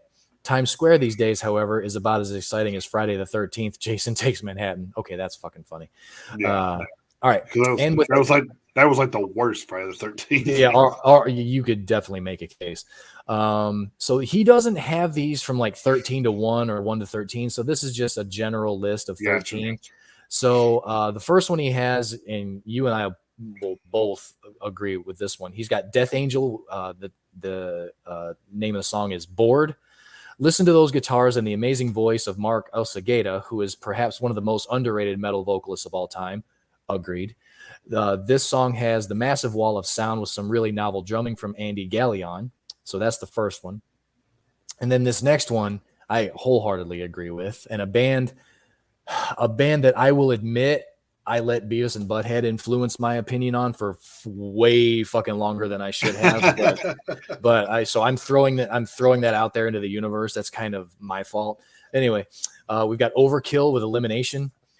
It's the voice of Bobby Blitz, the bass of Dee Dee Verney, and the wailing guitars from Staten Island's own Bobby Gustafson that make the magic happen in one of the greatest thrash songs of all time. Again, agreed. My jaw dropped in shock as I watched this on Headbangers Ball. Pour one out for Headbangers Ball. One night and feverishly threw in a VHS to record it. I rewatched that tape until it got eaten by my machine, which is one of the thousands of reasons digital beats video cassette anytime. Which, like I say, I remember Beavis and Butthead making fun of Overkill, and it was actually the song "Hello from the Gutter." They were fucking They were trolling that video so hard. I was like, haha, Overkill sucks. And then, like I say, I let as much as I love that, as much as I love that show, I let that show influence my opinion on Overkill for way too long. And then Overkill is actually one of my favorite thrash bands now, and Elimination is just a fantastic song. And I even really like Hello from the Gutter now too. So again, that was my fault. Then we've got Nuclear Assault with Critical Mass. This banger starts with Dan Lilker's signature bass, another native New Yorker who helped found Anthrax. Lilker went on to have quite the legendary career of his own. Critical Mass and Nuclear Assault itself was way ahead of its time, educating us about the Earth's destruction and the inevitable path we were headed on. Today, we're experiencing the things they warned us about back then, and let's face it, it sucks. Then we've got Sodom with Sodomy and Lust. The song title also reminds me of 42nd Street before it became Disney-fied in the 90s. Today, 42nd Street is where tourists stare at their phones and make reservations at places like Applebee's, a dark and evil-sounding song that still generates a great deal of energy. Me and the boys going to Chili's. That's right. How do you get kicked out of an Applebee's? You're about to find out. Who makes reservations at the Chili's? We got Voivod with Korgul the Exterminator. Quebec has so many great things: smoked meat, bagels, poutine, and Voivod. Though our favorite Quebecois moved on from thrash long ago, their early days provided the perfect soundtrack to many nights of planning drives to the Canadian city. And we got but you said Poontang for a minute. No. Well, they've got that in Canada too, I'm sure. But there's abundance of that everywhere. Yeah, pretty much. Yeah. And then we got Whiplash with Power Thrashing Death. Before Tony Bono became a fixture in the painfully underrated Into Another, he was the bassist of New Jersey's own Whiplash. Speed upon speed mixed with more speed. Frontman Tony Portano is still rocking to this day. Then we have Sepultura with Slaves of Pain. Before Sepultura started moving in different musical directions, they had some really stellar, straightforward thrash. This song is one of them and a great entree into the band's early days. Thankfully, Max and Igor Cavalera have been touring together a lot lately and breaking out bangers like this one. Then we have Exodus, Pleasures of the Flesh. Yeah. The first record with Steve Zetro Souza features one very negative review on Wikipedia. This, of course, means absolutely nothing because Wikipedia has also reported the death of Ace Frehley at least 3 times and changes the definition of concepts like recession to suit politicians. Pathetic. Unlike Wikipedia, Exodus has never been compromised. Ain't that the truth? Holy shit. Then we've got Wrathchild America with Climbing the Walls. I love that crunchy, chugging guitar match so perfectly with the bass that comes through in this track. Wrathchild America flew way under the radar, even though they've toured with some great thrash bands. I'm still seething because I missed them at the world stage out in Rockland County when they were still a relatively unknown. I'm still seething because I missed them at the world stage out in Rockland County when a still relatively unknown band called Pantera was actually opening the show. Interesting. Then we've got Metal Church with Watch the Children Pray. Okay, so this particular song isn't all that fast, but there's no doubt that Metal Church belongs in this discussion. Vocalist David Wayne was one of the best out there, and the metal world misses him immensely. His performance on this track is next level.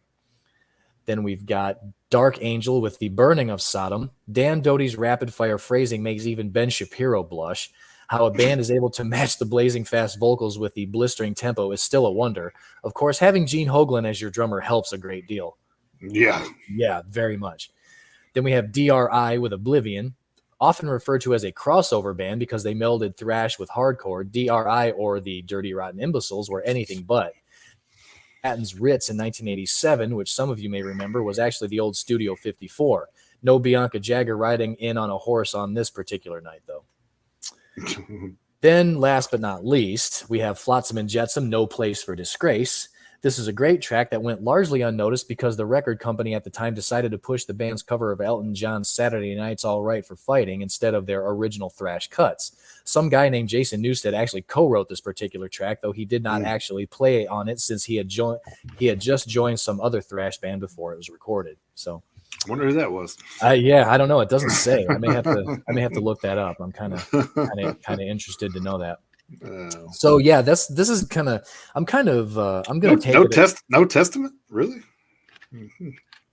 Well, yeah, that is kind of strange, but that they're not in there. But again, this is just one guy's. Of course, he could have picked a 14th. He could have picked a 14th and added testament in there. But this is gonna kind of be like a self-assigned homework assignment for myself for the week. I figure you had Exodus and Death Angel in there. I mean, you had to have Testament.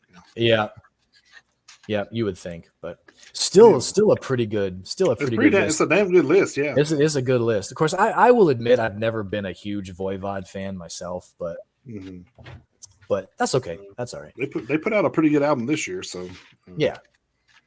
So yeah, that was that list. I thought that was interesting. Yeah, so that's pretty cool. And like I say, I'm a huge thrash guy. So anytime there's any sort of list that covers thrash, I'm kind of that catches my attention. Right. And then I got a couple of headlines to go through. Okay, cool. Just wanted to, before I get involved, and I wanted to give a shout out and congratulations to Godsmack for Under Your Scars. It's successfully reached over 75 million views on YouTube. So, of course, we know that a lot of those proceeds go to scarsfoundation.org. Mm-hmm. So that's pretty cool that they're gotten that many and probably donated a lot of money to that foundation because of that. So good on them. Yeah. Absolutely good on them. Then I didn't get to talk about this one last week because I forgot about it, but I was reading where the Def Leppard and Poison and Motley Crue tour, the stadium tour, brings in about $5.5 million a show, which is pretty unbelievable. But I wonder if anybody called that tour a money grab before it started. Yeah, right. Well, it's just a money grab. God almighty. Oh man! If you want to talk about money grab, let's talk about Kiss's never-ending forever last tour. Yeah. Which I gotta talk about that here in a second. But other headlines this week: ex-Five Finger Death Punch drummer launches a death metal band, which is Jeremy Spencer. He's launching a death metal band now, so we'll see how that plays out.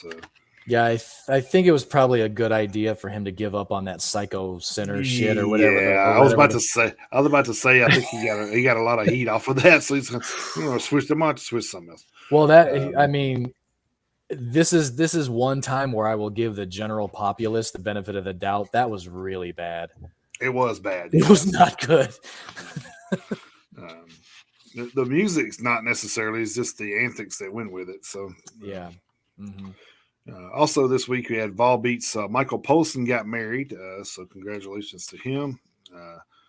Paul Stanley did say new Kiss music would set me up for disappointment. So I mean, when you got a catalog like Kiss, do you really need to make new music? I mean, you've been around since like the 70s, so I mean, 50 years of music. You probably don't need to make any new music, especially when you're on your end of the world tour. So I mean, you need to just go on and live off of that and keep going. Which I mean, like I said, I mean, what can you do that's going to be any different that you haven't done in 50 years? I mean, right.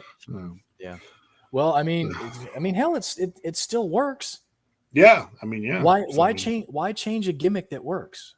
Well, the thing, there's still songs that they don't play live that you may get to hear at some point. Mm-hmm. So I mean, that's all they had to do is switch up their sets and keep touring. I mean, oh yeah. With a catalog as thick as theirs. I mean, yeah, they could probably literally never play the same show twice if they wanted to set it up that way. Oh no, hell no. Then we had South. Of course, we talked about this already, but the South America Knotfest dates are going to feature Pantera. So that's going to be some of their first dates on the Knotfest tour down there. This one's kind of interesting. Nickelback posted a 10-second teaser, and it's kind of heavy, actually borderlines metalcore. So, maybe they got the hint whenever we were talking about the Devil Went Down to Georgia remix that they did, which was outstanding, by the way. I was actually surprised by it when I heard it. I was like, oh, wow, that's pretty heavy for Nickelback. Yeah.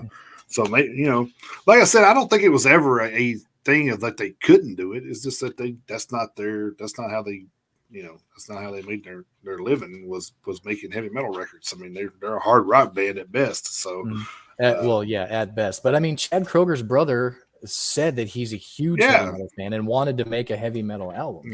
Yeah. I honestly think Chad can pull off metalcore vocals, honestly. So, I mean, we'll see.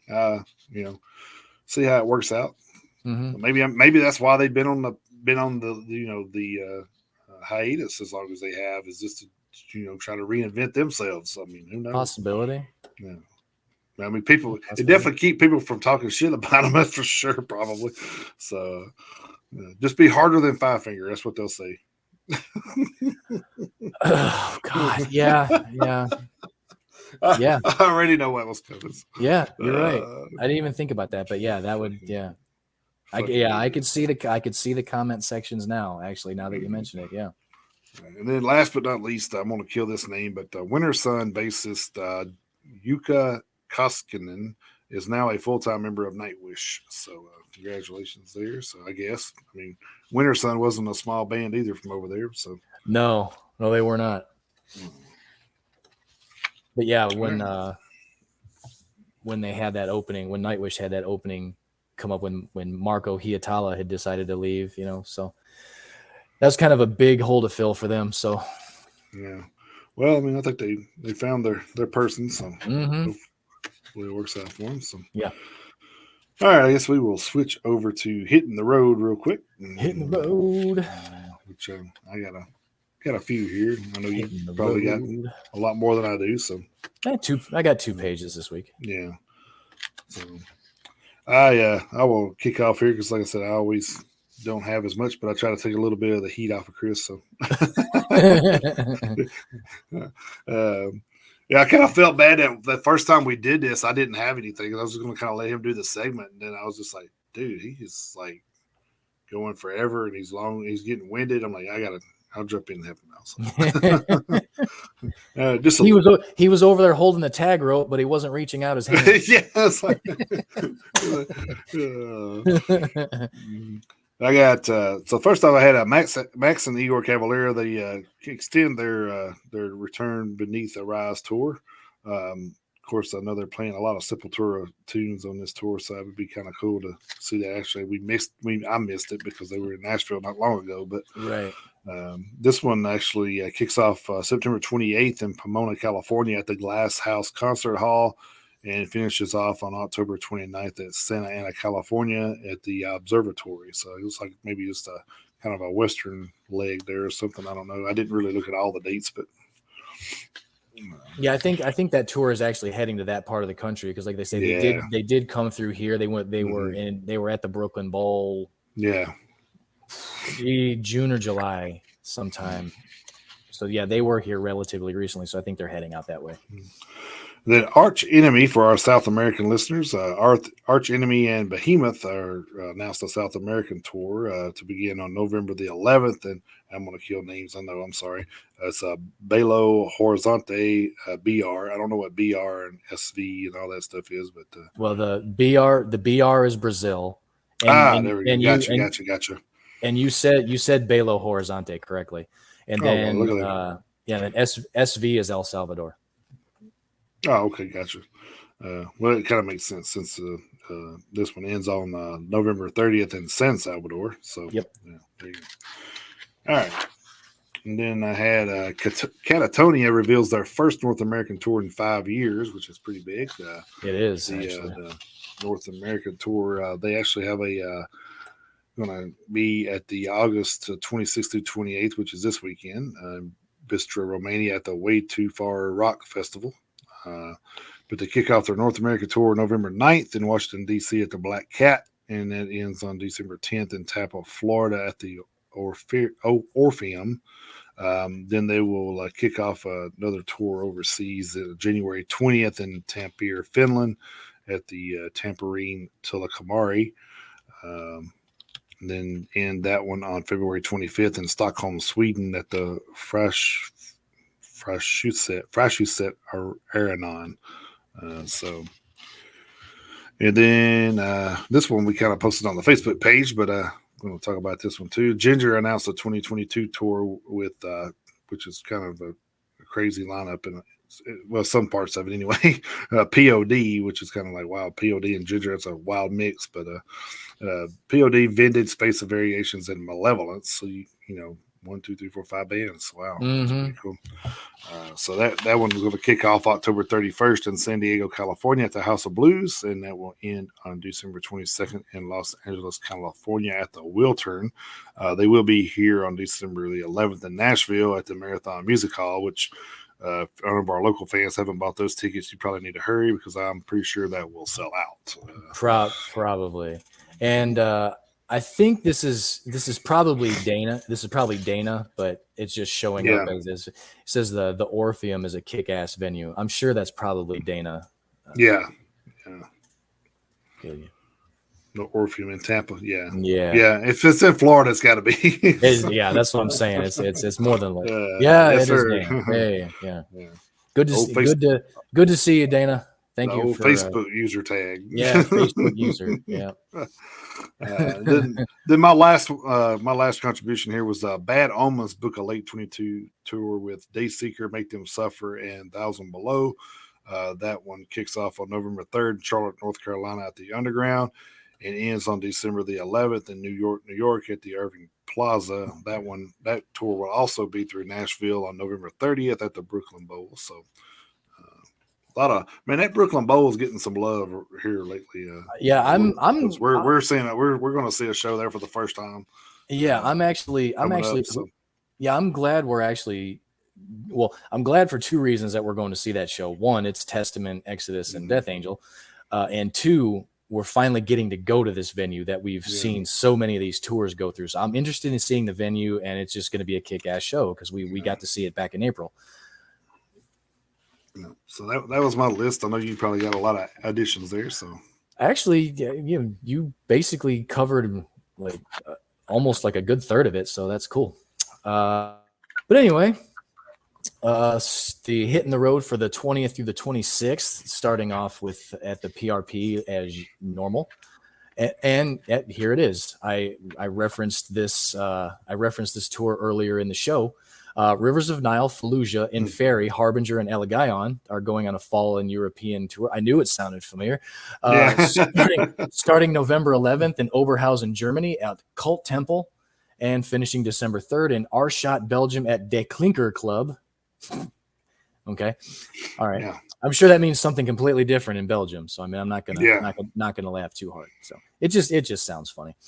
And then we have Great American Ghost, 156 Silence, and Hazing Over going out starting October 27th in Rochester, New York at Montage Music Hall, finishing November 20th in Pittsburgh, Pennsylvania at Preserving Underground. They will be in Nashville on November 2nd at the end. Then we have Alter Bridge and Mammoth WVH going out. The dates with Red as the opener will be January 25th, 23 in Tampa, Florida at Seminole Hard Rock, finishing February 18th in Chicago at the Riviera Theater. They will be in Nashville on January 30th at Ryman Auditorium. Then they will start a leg with Pistols at Dawn as the opener, starting March 10th at Quapaw, Oklahoma at Downstream Casino Resort, finishing April 1st in Highland, California at the Yamava Theater at Yamava Casino Resort. And no Pistols at Dawn will not be at that show.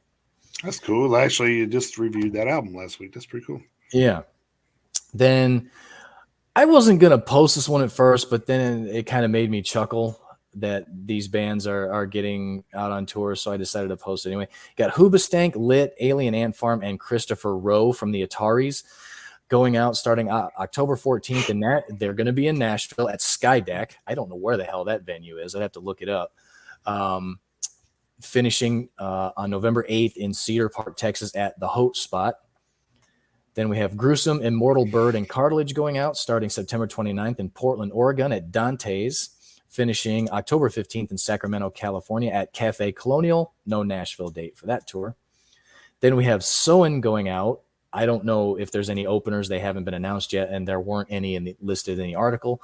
Going out starting November 22nd in Chicago at Lincoln Hall, finishing December 17th in San Diego at Brick by Brick. No Nashville date for that tour. We have Fever 333 going out on a European tour. Again, there weren't any opening acts listed in the story, so if there are any to be announced, we'll let you guys know if and when that happens. That's going to be a 2023 European and UK tour starting at January 23rd in Munster, Germany at Skater's Place, finishing February 25th in London at Roundhouse. We have Between the Buried and Me, Haken, and Cryptodira going on a European and UK tour starting February 21st of 23 in Hamburg, Germany at Grünspan, finishing March 26th in London at Shepherd's Bush Empire. Then the only one I have over at Blabbermouth, we have Striper is postponing most of their September tour dates due to economic reasons and not being able to find a fucking bus. That seems like a going thing right now. Really does. Nobody's been able to find transportation like crazy. Yeah. So that and was, and I don't know if you watched the Sepsis Live video the other night, but William was talking about doing a tour somewhere, but they were going to get a new driver. So I don't know what happened. Oh, for real? Oh no, I didn't see that. So I don't know exactly what happened there, but he was like, yeah, he said, yeah, well, if we do that, we're getting a new driver. So I don't know. There you go. So I may volunteer to go drive for him. I don't know. Hell, you piss William off enough, and he's gonna be like, "Fuck it, I'm gonna go learn to drive a bus." He'll drive it. Yeah.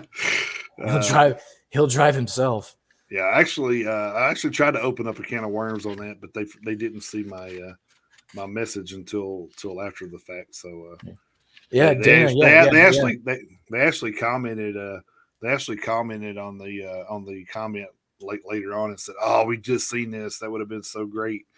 But I was trying to ask William what he thought about some of these venues taking percentages of the merch table. Oh, Jesus! I was like, as soon as I was like, man, I'm gonna ask him to see where this goes. I can only imagine. Like, but yeah, Dana says he drives a semi. He can haul their equipment. So there you go, man. Hit him up, Dana. I mean, hell, yeah. Hit them up. They may take you up on that. Which is crazy because, like, semi drivers are becoming more, more extinct too. It seems because, I'm in a situation where I'm trying to find dog food again. It's like, really, it's like, like last time I did this, they were telling me, TSC was telling me that Purina, Purina was telling them, said, yeah, we have 2 weeks worth of loads in a yard. We just don't have anybody to drive them. So that's so weird. Yeah, it's like crazy. It used to be everybody wanted to drive a truck. Yeah. But yeah. Well, here's what's weird about it. Here's what's weird about it.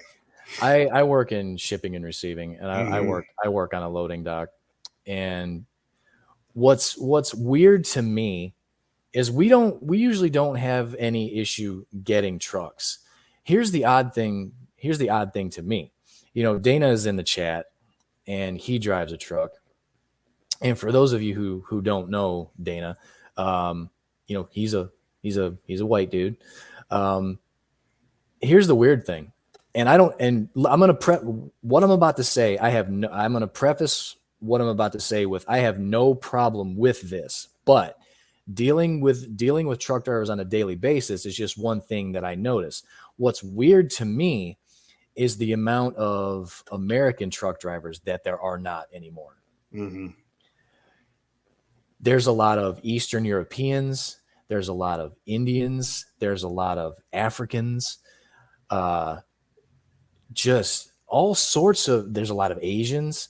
There's and when you say African, you're not meaning African American either. No, I mean people. Yeah. I mean from Africa. I mean, it is really strange that and I've been doing this for a long time. I've been doing this for about 20 years, at different facilities. Mm-hmm. So like I say, I have no problem with wherever you're from or whatever the color of your skin is. It's just a trend that you notice. Right. And I've had to actually, in dealing with some of these truck drivers, I've had to actually talk into people's phones so I could communicate with them, because they don't speak English, or they don't speak English well. I had one dude come in, he didn't speak English at all. I had to speak into his phone so he could, he may have been Japanese or Chinese, one of them, because like the characters on his phone they weren't words I recognized. I'll just put it that way. So I don't know if he was Asian somehow, but he spoke no English at all. So he handed me his paperwork, then put his phone in my face. I was like, "Oh, this is one of these." Okay, so fine. So you didn't go. So are you Japanese or Chinese? No, I didn't do that. Yeah, no, I didn't give. I'm Laotian. Yeah, I didn't. From what ocean? Yeah, yeah. We are from Laos, a landlocked country between Vietnam and Cambodia. Exactly. So I didn't Hank Hill him or anything. But yeah, it's just a trend that I noticed. I always love that. He's like, yeah, but we're from Laos. He's like, yeah, but are you Chinese or Japanese? Right. Yeah. Yeah. So it's actually kind of, it actually has gotten to a point where it's a little strange to actually have a driver come in who is from the United States and speaks English, like as their primary language. I've talked to plenty of, Latin American drivers who, they've got the Spanglish going on, but you can still communicate with them.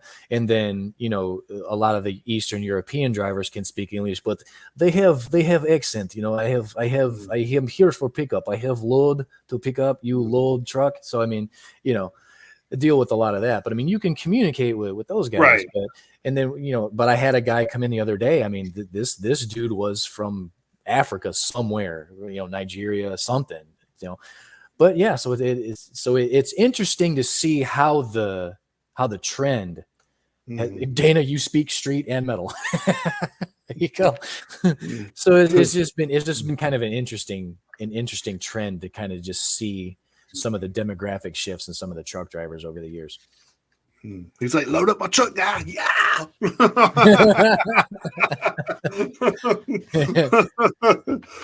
Shit.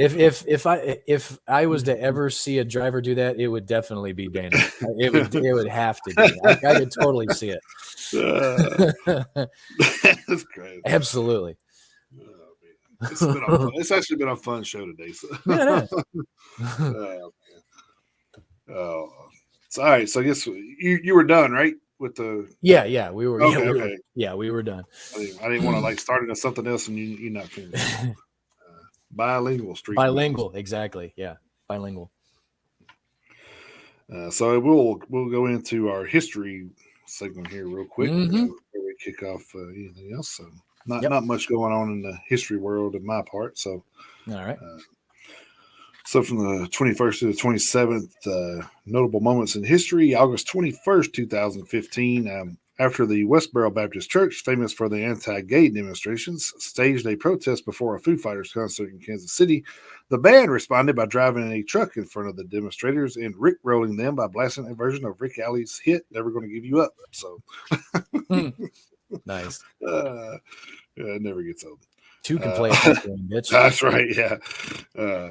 August 24th, 1990, Judas Priest successfully defended themselves against a lawsuit after two fans attempted suicide while listening to the Stained Class album. Both fans eventually died, one immediately from a gunshot blast and the other on a second attempt 3 years later by a methadone overdose.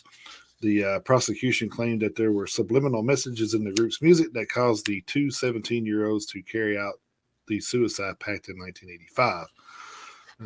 And I want to know, is the government going to be held accountable for the suicide pacts from COVID? I'm just saying. Since we're pointing fingers. August 25th, 2005, two former members of Guns N' Roses were suing singer Axl Rose for allegedly naming himself sole administrator of the U.S. rock band's copyrights. Slash and Duff, otherwise known as Saul Hudson and Michael McKagan, accused Rose of arrogance and ego. No, I can't imagine that. The legal, Get out of here. Yeah. The legal action claimed the singer was no longer willing to acknowledge the contributions of his former partners. So, I mean, which is why you only had 3 great albums and then they went to shit. So, kinda.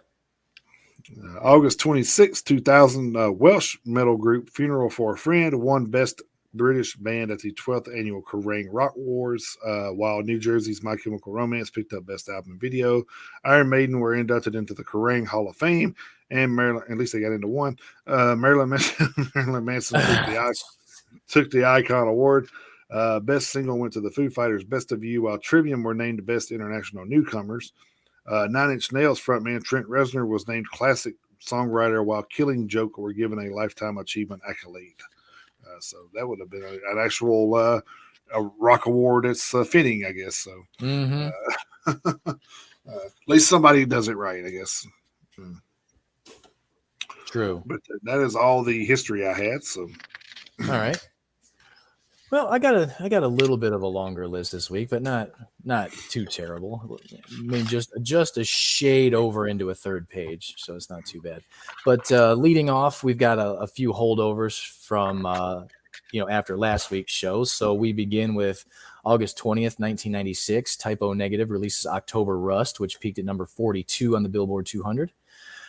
And before I get too far, lest I forget, This Week in Metal History is brought to you guys by This Day in Metal on Twitter and Dr. Feelgood and Ms. Hyde over on Facebook. So check out those pages on those platforms, respectively. Because I definitely don't have as much content as they have. So, Streetle. I like it. Yeah, I like it. October. There I go, starting with October again. I did the same damn thing last week. I kept saying October. Yeah. You just ready for cooler weather and fires. So God, and hockey season. Yeah, who are you kidding? Thankfully, college football starts today. So, it does. Oh wow. Yeah, I think there's a couple games today. So that's cool. Good. I think Michigan and Notre Dame. I think they both play next week though. Not each other, but they. Yeah, I think their seasons start next. Yeah. Which I mean. But, not to get off on the sports, but Michigan and Notre Dame, our two teams need to start playing each other again. They really do. I'm kind of interested to see how that's going to play out since they actually put Notre Dame in a conference now, which was kind of surprising. But yeah, so we'll have to see how that plays out. But we may do you guys a favor next week if we win. So I'm actually rooting for you guys next week. I honestly am. Notre Dame playing Ohio State. Jesus, I'll root for Notre Dame every time. But yeah, August 20th, 2002, Nile releases In Their Darkened Shrines, and August 20th, 2021, Mentalist releases A Journey into the Unknown. Then we move ahead, August 21st, 1998, Axel Rudy Pell releases his 7th studio album, Oceans of Time. August 21st, 1990, House of Cards released their 2nd studio album, Sahara, which peaked at number 121 on the Billboard 200. August 21st, 2015, Lynch Mob releases their 7th studio album, Rebel. Butcher Babies released their 2nd studio album, Take It Like a Man, and Disturbed releases their 6th studio album, Immortalized, which debuted at number 1 on the Billboard 200, their 5th consecutive number 1 debut, might I add. August 21st, 2007, As I Lay Dying releases their 4th studio album, An Ocean Between Us, which peaked at number 8 on the Billboard 200. Let's see. August 21st, 2005. Wait, is that 21st? Yeah. Oh, shit. I'm sorry. August 21st, 2005. Destruction releases their 9th studio album, Inventor of Evil, and Xandria releases their 3rd studio album, India. Moving ahead. One more day. August 22nd, 2000. Well, there's been a couple lists here lately where I've actually skipped ahead a couple days. There's actually just been some days that there weren't anything. It's thinning itself out organically. Yeah. So moving ahead, August 22nd, 2000, Dee Snider releases his debut solo studio album, Never Let the Bastards Wear You Down, and Mudvayne releases their debut studio album, LD50, which debuted at number 85 on the Billboard 200. Moving ahead to the 23rd, August 23rd, 2019, Freedom Call releases their 10th studio album, Metal.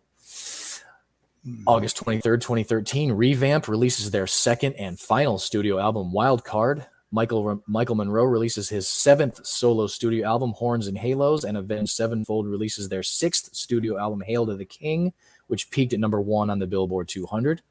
Rightfully so. Yes. August 23rd, 1995, Talisman releases their 4th studio album, Life. And August 23rd, 1994, Tesla releases their 4th studio album, Bust a Nut. Hold for laughter. Yeah, actually have that CD. So yeah, you bought it because you thought it was something else. Moving ahead, August 24th. That wasn't a no. I thought it was a DVD. August 24th, 2012, Ensiferum releases their 5th studio album, Unsung Heroes. August 24th, 1983, Rainbow releases their 7th studio album, Bent Out of Shape. And August 24th, 2005, Fear Factory releases their 6th studio album, Transgression. Moving ahead, August 25th, 1982, Alice Cooper releases his 7th studio album, Zipper Catches Skin. August 25th, 2003, Arch Enemy releases their 5th studio album, Anthems of Rebellion. August 25th, 2006, Axel Rudy Pell releases his 11th studio album, Mystica. August 25th, 1998, Vicious Rumors release their 7th studio album, Cyberchrist, and Godsmack releases their self-titled debut studio album. Moving ahead to the 26th, August 26th, 2009, Leaves Eyes released their 3rd studio album, Njord. August 26, 2019, Opeth releases their 11th studio album, Pale Communion, which debuted at number 19 on the Billboard 200. August 26, 2016, Delane releases their 5th studio album, Moonbathers. August 26, 2002, Avantasia releases their 2nd studio album, The Metal Opera Part 2. And last but not least, August 26, 2003, Avenged Sevenfold releases their 2nd studio album, Waking the Fallen. And I don't have anything for today's date as of yet, so anything that comes across will be the lead for next week's segment. But for right now, that is the historical releases from the 21st through the 27th this week in metal history. And Dana, no word on the new Fear Factory vocalist just yet. And Jason, you're right. I have a feeling it's going to be female. So. Yeah. Only because I'd seen him say something before that he was really digging one of the auditions that was female. So, and I feel like a dick because I can't remember the name of the girl, but she is the lead singer of Divine Heresy, which is Dino Cazares' other project. Right. And I can't remember her name. I just completely lost it. Hang on a second. Let me look it up because literally. They're going out with dope. Yeah. That's a cool little tour. Yeah. What the hell? Lauren Hart. That's it. That's her name. Yeah. Lauren Hart just got the gig as lead singer for Divine Heresy. And she did say that she did audition for Fear Factory. Yeah. She did audition. So who knows? It's going to be, it'll be interesting to see because it's definitely it'll be a whole new direction for sure. But it would be easier too that way because if you got a side project, you're both working on the side project when you're not working on Fear. So I mean, it kind of you're not putting a lot of people out if you're doing it that way. So I mean, it'd be convenient, I think. But we'll see. He definitely says he's not up to revealing anything yet. So when Dino's ready to reveal, I guess we'll find out. But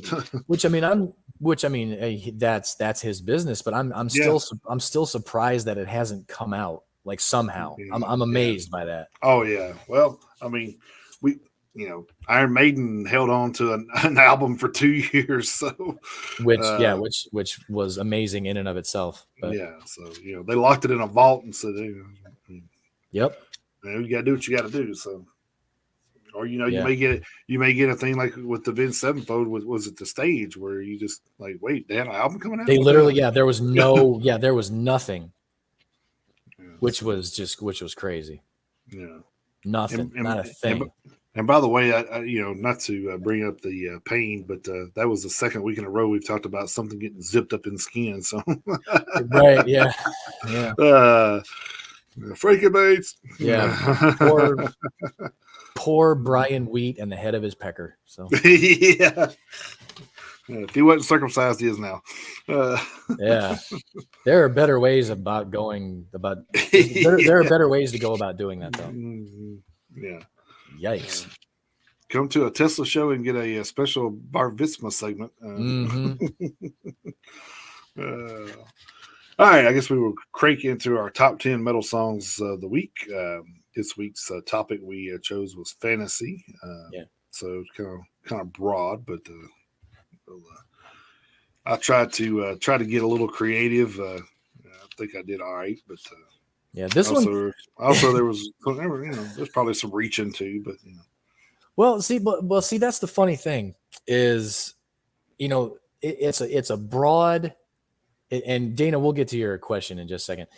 It's a broad topic where we've done plenty of these where it's a lot more focused. So I mean, just saying fantasy, it opens it up for a shit ton of interpretation. So you talk about I may be reaching a little bit. I bet you're really not, though. But we're gonna find out. I mean, fantasy is about imagination anyway. So I mean, so.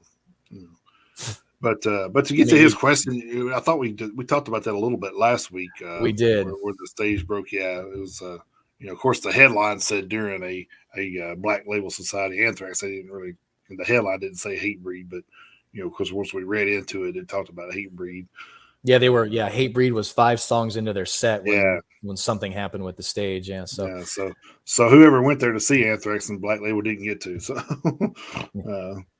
Oh, you're good, Danny. You weren't on that. That's fine. That's no problem, man. No. We're not breaking balls or anything. But yeah, it was one of the things that we. I was actually trying to recollect it myself, so I could actually talk about it. So So what I think about it is, obviously it sucks for the fans who were at the show. They didn't get they didn't get to see Black Label and they didn't get to see Anthrax.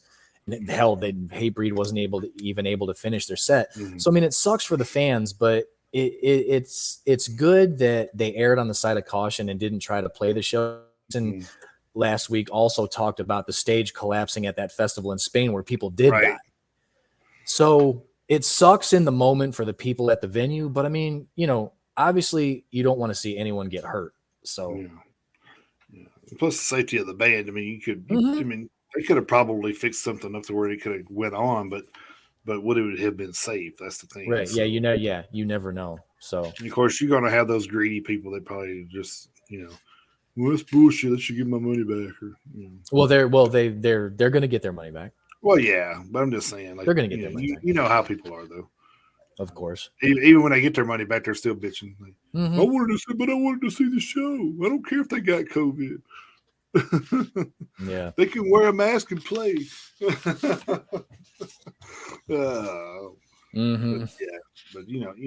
people, the venue wouldn't fix it, so Scott Ian canceled the rest of it. Yeah. Well, there you go. That's and like I said, it could have been on them for insurance purposes too. I mean, they didn't want to take it. Yeah, there's all sorts of liability issues. Yeah, so good on Scott for doing that. He's looking out for everybody. Right.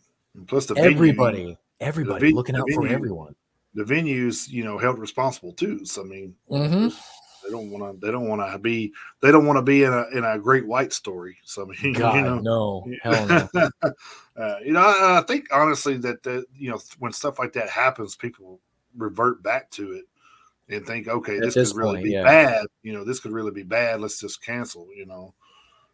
The whole thing about the show must go on at all costs. That's not really a thing anymore. But no, I mean, you gotta live to quote unquote fight another day. Like I say, the people in Rochester. I mean, I hate it for them. Of course I do, but they'll do what they can to either get back in the future, or it's just one of those things. I mean, obviously. Hatebreed wasn't trying to break the stage. At least I don't think they were. So I mean, there are things that happen. I mean, you and I had 2 tours canceled, a couple of years ago, and we got our money back. Took you longer to get yours than mine, but but still, I mean, we got our money back, and we moved on. We actually got to go see Megadeth in Nashville. I'm going to see Slipknot in September. You're going to see them at a festival. So, I mean, things have a way of working themselves out, so it's not ideal in the moment, of course. And like I say, I hate it for the people of Rochester, but, Yeah. That's it. You can't control things happen, and sometimes it's out of the control of the bands or the venue. So, which people are going to say, well, they could have fixed it. We could have, yeah, they could have. But then, what happens when they got up there and then somebody falls and gets hurt? So, anyway, all right, back to our list here. Top 10 metal songs, fantasy. I will say this. This is going to be one of those lists where it surprises me if we have crossovers. Oh, okay. We'll see. We'll see. We'll see for sure. But there's one song where we might. Other than that, I'm not sure. I'm just guessing before we get into it. I'll roll it out here then. Okay. The first one I took was Anthrax, Monster at the End, from For All Kings 2016. Then I went with Trivium, In the Court of the Dragon, of course, from In the Court of the Dragon 2021. Yeah, great choice. Then I went with band side this time, Medieval. Nice. A song called Night Walk, and that's from Conductor of Storms in 2016. Then I went with a band. This one kind of could go both ways, I guess. Band Sorcerer, and the song was Sirens. That was from The Crowning of the Fire King in 2017. Testament, Night of the Witch, Titans of Creation 2020. Texas in July, Cyclops from One Reality in 2011. Then this one kind of goes all the way across the board. So I had to pick this one. I had to pick this one, like song, album, title, everything. There you go. Everything's fantasy related. So it's kind of like wow. So I took Wizard, Stolen Hammer from the album Thor 2009. So there you go. You definitely got the trifecta on that one. I was like, man, how often do you get a trifecta on these things? I know. Then I took Glory Hammer, The Unicorn, Invasion of Dundee from the Tales from the Kingdom of Fife 2013. Then I took Lacuna Coil, Spellbound from Shallow Life 2009. Then I went with band names again here with Warlock, I Rule the Ruins, Triumph and Agony 1987. Then I went with Battle Beast, God of War from Bringer of Pain 2017. And I think that was actually, I've already exceeded my 10, but anyway, I think Battle Beast was an extra. So I had three extras. So then I had another extra was Born of Osiris, Machine, Tomorrow We Die Alive in 2013. And then last but not least, Iron Maiden, Flight of Icarus from Peace of Mind 1983. So nice. That was my, hey, Sepsis is on. Hey, Sepsis is here. Sepsis in the house. Yeah. What's up, everybody? And we should get William to call in and ask him that question. Oh, we should. Yeah. Hey, yeah. Wait a minute. We're already at 2.5 hours. That's true. That's true. And Dana, Seasons of the Wolf. I will check that band out actually. So thank you for the heads up there. So yeah. Jason did have a question that he thought William would have a great answer to, but yeah, so yeah, we won't get into that. I try to catch them on their live stuff too. But yeah. So they got so many people on their stuff they can't keep up though. So. Really? Yeah, I know. I've been on quite a few of their live videos, and yeah, the comments come fast and furious on those as they should. But yeah, hard to get it. Which is great because that means they got a good solid following. Oh so. Yeah. But yeah, it's hard to get a comment in edgewise, and I'm not the fastest typer anyway. So, but the good news is like I say, we didn't have any crossovers at all. We got close on one album, but we had different songs. Oh, cool. So yeah. All right. So my top 10, which actually ended up only being a top 11. I actually didn't go crazy on this one this week. Starting off, I went with a genuine classic. I went with Holy Diver by Dio off of Holy Diver from 1983. Then I went with Bloodbound by Hammerfall off of Chapter 5, Unbent, Unbowed, and Unbroken from 2005. And I've used this one before, but if this isn't a fantasy song, I don't know what the hell is. Hall of the Mountain King by Sabotage off of the album of the same name from 1987. So even though this is even though this is one of those more broad topics, I mean, there are still some songs that just come back around because they fit too well. Then I went with The Sky is Burning by Primal Fear off of Rule Breaker 2016. Then I went with Glory Hunter by Armored Saint off of March of the Saint from 1984. Then I went with Never Ending by Frozen Crown from Crowned in Frost from 2019. Then I went with a brand new single that off of an album that isn't even out yet that I actually stumbled across. Oh, wow. That I stumbled across on YouTube that I liked so much that I put it on here. It's called here we go, promoting new bands. I know, yeah. Even in the top 10 list. So. I know. Why would we do that? Why would we promote bands? Why would we do that? Then we have The King by Wolfheart off of their new album King of the North that comes out September 16th. So yeah, it was such a good song. It's like, screw that. That shit's going on the list. That's an album we'll have to check out when it comes out. Yeah. I'm definitely gonna make sure that I keep an eye out for it. Then I went with a couple of my favorite songs from last year. I went with Awaken the Thunder by Hammer King off of their self-titled album from last year. Does Crimson Glory count as a fantasy band? I think so. I think they do. Then I went with Fight by War Kings off of Revolution from 2021. Then I went with Forever One by Cobra and the Lotus off of their self-titled album from 2012. And then my one extra, quote unquote, I went with Angus McFife by Glory Hammer off of Tales from the Kingdom of Fife from 2013. So that was as close as we got to having a crossover. We picked two different songs off of the same album. So cool. So yeah, that's gonna be a interesting playlist to put together for sure. Yeah, I think this one was like harder for me because I'm, like I said, you're more into that type of music than I am. So yeah, it was kind of hard for me to pick it. I could have probably if I wanted to just take time and just go through listen to a bunch of stuff, but I was at this point I was trying to get through everything because that's that, and then my album reviews is usually the last two things I do. So right, yeah.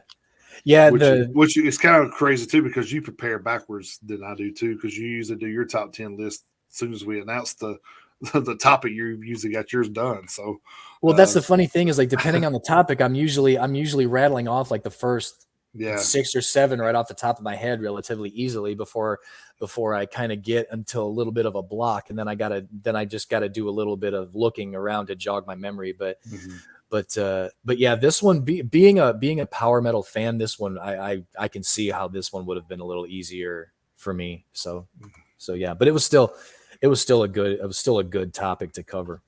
Yeah. But I promise. I'm saying this live on the air right now. I promise this one won't take until Tuesday. This playlist won't take until Tuesday to get published this week. I promise. So I mean that may depend on me, but it might. But I seriously doubt it'll take us until Tuesday to get it published this go around. So, all right. I guess we will crank up into these album reviews. There was a lot of good albums this week too. So yeah, and I'm actually interested in listening to some of what you've already talked about because I got through 2, the 2 I was telling you about. Yeah, but I'm definitely going to start listening to a couple. I actually listened to 4 and did an EP. So I actually did some good listening this week. I only did the review on 2. There's a couple of bands I will mention that I think you guys should check out, but I'll do the reviews and then we'll go from there. But all right. The initial review I did was from a band called Align the Tide. The album was called Hollow. This was pretty cool, like because the band was formed in 2015 in Malta, which we don't have a lot of Maltese bands. So no, we do not. It's pretty freaking cool. Align the Tide's compositions cross the genres of thrash groove and melodic metal. The current members are Kevin Young on vocals, Jonathan Camilleri on lead guitars, Nikki Buttigieg on rhythm guitars, Danny Dolly on drums, and then Gabriel Camilleri on bass guitar. So we got a couple of guitarist brothers there, it sounds like. All right, man. Thanks, Dana. Thanks for dropping in, man. Yeah, thanks, buddy. So this is the band's second full length album. 10 songs, 38 minutes, 7 seconds. So kind of normal listen there. The first track was only about a minute and 40, but I think it introduced the album very well. It wasn't just an instrumental; they actually did do a little like a singing on it. So it wasn't. Yeah, but I thought it was pretty cool because it kind of was like this is what you're getting. Kind of a it was like a warning. yeah, right. Yeah. So it was actually pretty cool. But yeah, like I said, I could definitely hear a bit of thrash, death metal, and metalcore in the vocals. Kevin mixes it up very well, I think. So, same with the guitars. You could hear the tempo changes with the crossover from like a thrash riff to a metalcore riff, or deathcore to whatever they were doing. You could hear like a changeover in there, and you could hear the riffs change and it's very smooth too. It wasn't like a stop and go kind of thing. It was kind of like just blended right into it. It was pretty cool. I thought it was really well done. And then Danny the drummer is also amazing. It seems like the change ups that they were doing with everything were just effortless. I really dug this album, man. I'm going to go ahead and give it 4.5 horns, man. That's like it's going to be one of the ones I may actually wind up going out and buying. So nice. Like I said, maybe we'll have a chance to get those guys on the show and talk about their stuff. It'd be pretty cool. That would be cool. And then I also checked out a band called Siren. It's Syryn. The album was called Heads or Tails. They're a Calgary-based metal band, combining the roots of blues, the domination of power metal, and the rapid shreds of thrash. They were formed in 2017. Current members are Lix Rose on bass, Brian Campbell on drums, Byron Goru on guitars, Paulo Rage on guitars, and Sloan Box on vocals. This is another band that's their second full-length album. 8 songs, 41 minutes, 4 seconds.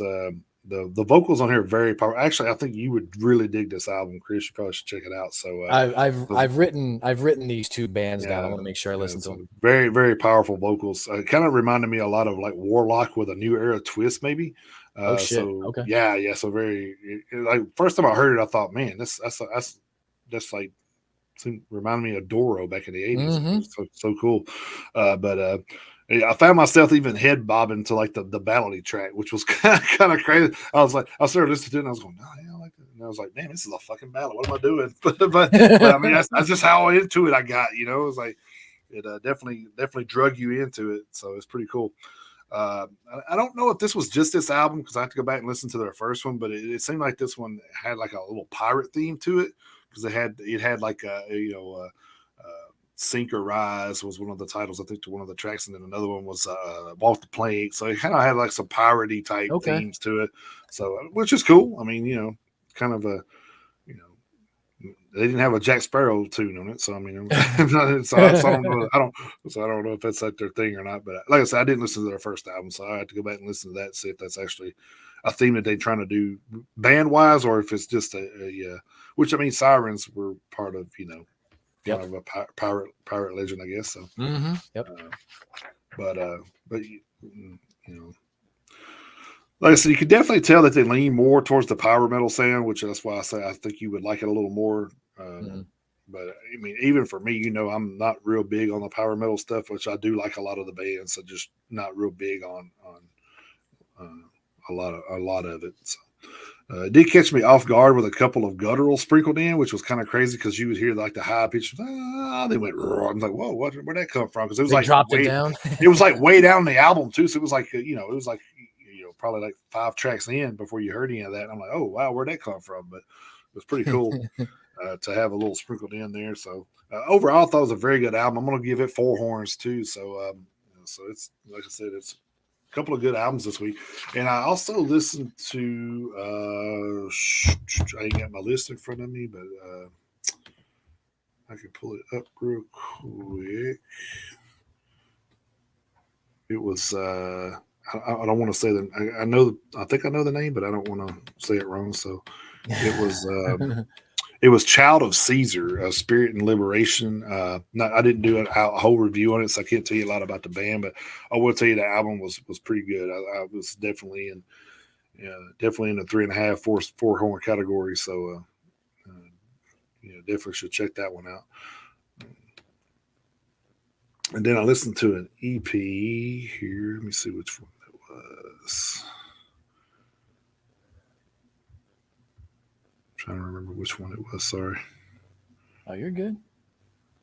I should just pull up the Spotify back up because, like it all, when I shut down earlier to reboot to get back into the show, I didn't pull everything back up. So I usually pull that up that way I can go right back to it. But yeah, I didn't do that. So yeah, I'm having to look through the list again on Heavy Music HQ. Which, right. By the way, it's where we get our stuff from. So thank you. Yes, it is. Heavy Music HQ for that. So. Yeah, thanks to those guys. Yeah, which definitely. I mean, I think it's really it's really going to broaden our list. It already has. Yeah, and it's going to be so much harder to do a top 10 this year. I'm already God dang, I don't know how to break it down already. I'm just like, I don't know. Yeah. I don't know what I'm going to do. But anyway. Well, I'll go ahead and do my. It was Storm Hunter, Strangle with Care. That was an EP that they did, so it was actually a really, really good one too. So you guys should check that one out too. So okay, I'm gonna check that one out too. I'll try to get through those this week. I wish I had the time to listen to as many as you're able to get through every week. Just the way the way my schedule works out, because I definitely would like to listen to more than just one or two albums a week, of course. Right. I mean, for the show, I usually during this past week, I listened to 3 or 4 more albums from last week's list. So I mean, you know what I mean. So when do you start putting those on the page too? We kind of do. Getting to do that. But. Yeah. All right. Well, my formal review was Gravedigger's new album. I know Gravedigger is they're not a new band. They've been around forever, but I went ahead and reviewed their new album, Symbol of Eternity. For those of you who don't know, they are a heavy/power metal band formed in Gladbeck, Germany in 1980. So like I say, they've been around for a minute. Their lyrical themes include horror, war, mythology, history, metal, and death. Their current lineup consists of Chris Boltendahl on vocals, Jens Becker on bass, Axel Ironfinger Ritt on guitars, and Marcus Kneep on keyboards and drums. How he plays both at the same time is beyond me. This is, this is their 1, 2, 3, 4, 5, 6, 7, 8, 9, 10, 11, 12, 13, 14, 15, 16, 17, 18, 19, 20, 21st full-length studio album. I am not going to go through the normal rundown like I usually do, but their debut album, Heavy Metal Breakdown, came out in 1984, leading up to the new release of Symbol of Eternity yesterday. Symbol of Eternity, it is 12 brand new tracks in length with one cover at the very, very end for a grand total of 49 minutes and 44 seconds. It does have one of those annoying ass kind of pointless introductory tracks at the very, very beginning that didn't really do much, in my opinion, to kind of start the album off. It kind of could have been left out. It was a minute and 4 seconds. It didn't really tie in too much to the very first full-fledged track. So I could have done without it. Honestly, as far as Gravedigger goes, this is kind of one of those bands that, even though this is their 21st album, I kind of became like a fan kind of late in the game, kind of like we did with Rage and Onslaught, bands like that. Yeah. So, I mean, bands that I like, but bands that I haven't had the opportunity to really dive into their catalog too much. But with what I have heard, that's what made me wanted to ultimately review this new album. Having said that, I'm a little disappointed by this album. a lot of the songs in kind of like the heart of the album, like Hell Is My Purgatory was track number 3, and it was the lead single for this album. So Right.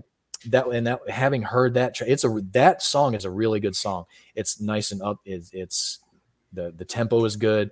The guitar solo is fucking done really well. I do like the drum line. So that was another thing that back earlier this year when the single came out, I was like, when that album comes out, I want to listen to it. Unfortunately, when you kind of got into the middle of the album, a lot of the drum lines seemed to be recycled. A lot of the songs kind of sounded the same.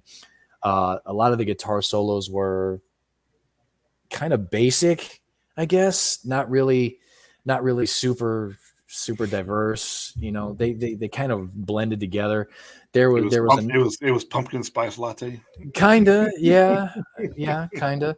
There was another 37-second interlude right in the middle of the album, which I will admit did lead into the next track, but with it only being 37 seconds long, they could have just trimmed the track list and just made the track longer. The cover at the very end was decent. I don't know who Vasilis Papakonstantinou is, but apparently that's the artist that they covered. The name of the cover song was Hellas, Hellas. It was well done, but I don't know if they did the original justice because I never heard of it. But overall, I'm only going to be able to give this like 3 out of 5 horns. I still liked it better than I didn't, but this album kind of left me wanting more, knowing what I know about the past music I have heard from Gravedigger. So a little bit of a letdown, I would say. You know, I mean, 21 albums into your career, I guess I guess it can happen. Obviously, I'm sure that's not what they were shooting for, but I don't know. I guess there's a little bit. Like I say, I guess I kind of wanted a little more from this album, so kind of a little bit of a bummer there. So, only going to give it 3 out of 5. The other album that I listened to, obviously, the one I've been looking forward to the most, the new Machine Head. I don't know if you listened to it yet. Yeah. Holy shit. Am I glad I listened to that after I listened to Gravedigger? My God, that album. I don't know what else to say about it. I will say this. I think they skyrocketed to the top of my list for the year so far. The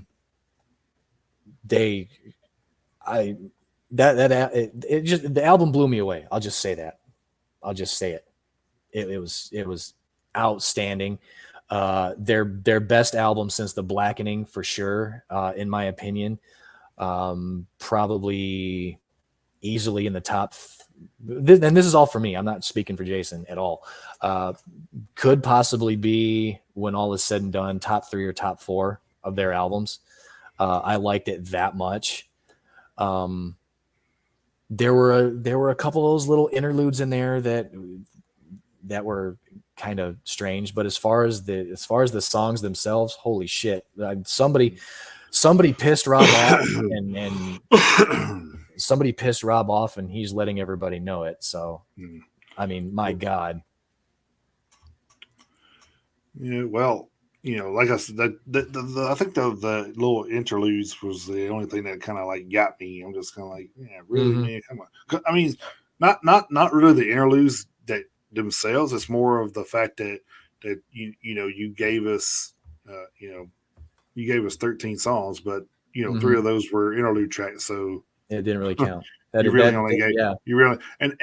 the thing that really pissed me off was I went and I was when I was looking for this, and I went back through. They actually have a couple of bonus tracks that's probably going to be on like an extended edition, I'm sure. But there's a song on there called Exteroception, which it's an instrumental. What's that? Exteroception. It's an instrumental, and the other bonus track is Arrows and Words from the Sky in acoustic. Right, in acoustic, yeah.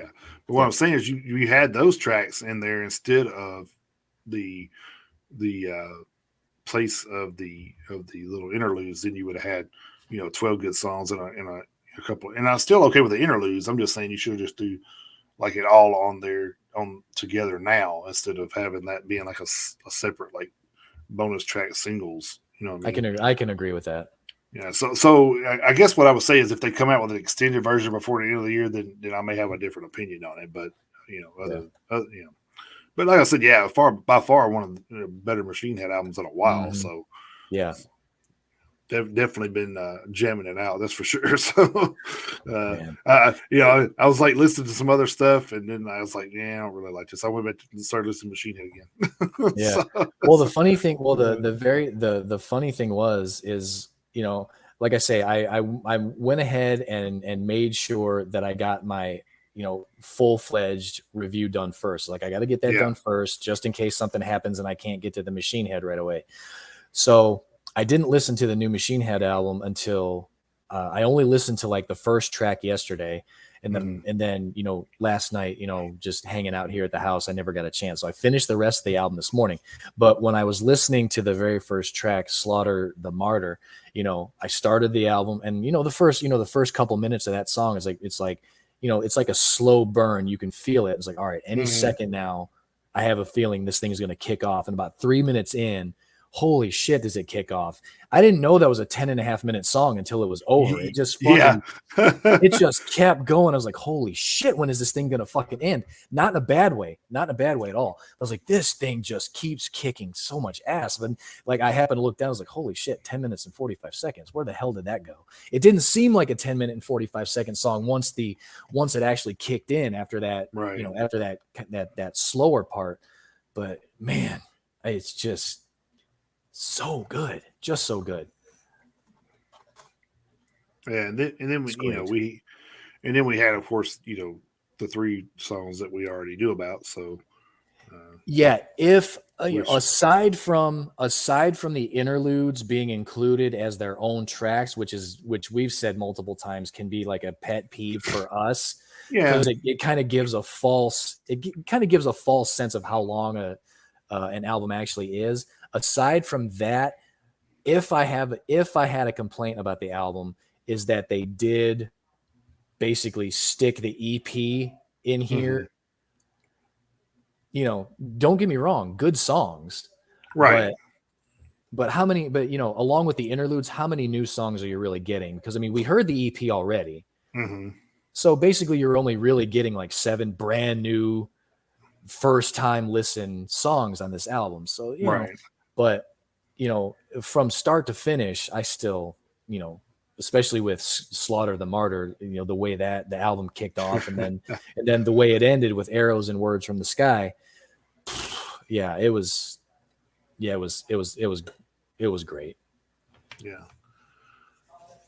All right. So what we got I know we got one big one to look forward to next week. So we've got one. Yeah, we got one really big one that we're looking forward to next week. And the funny thing is like yesterday, like we've been talking for a little while about how, the end of the summer, we got some of the big boys coming out. And yesterday was kind of really the start of it. So here over the next few weeks, we're gonna start seeing some of the big names really coming out. Yep. And this coming Friday is no exception. So for next Friday, September 2nd, leading off, we've got 156 Silence with Narrative.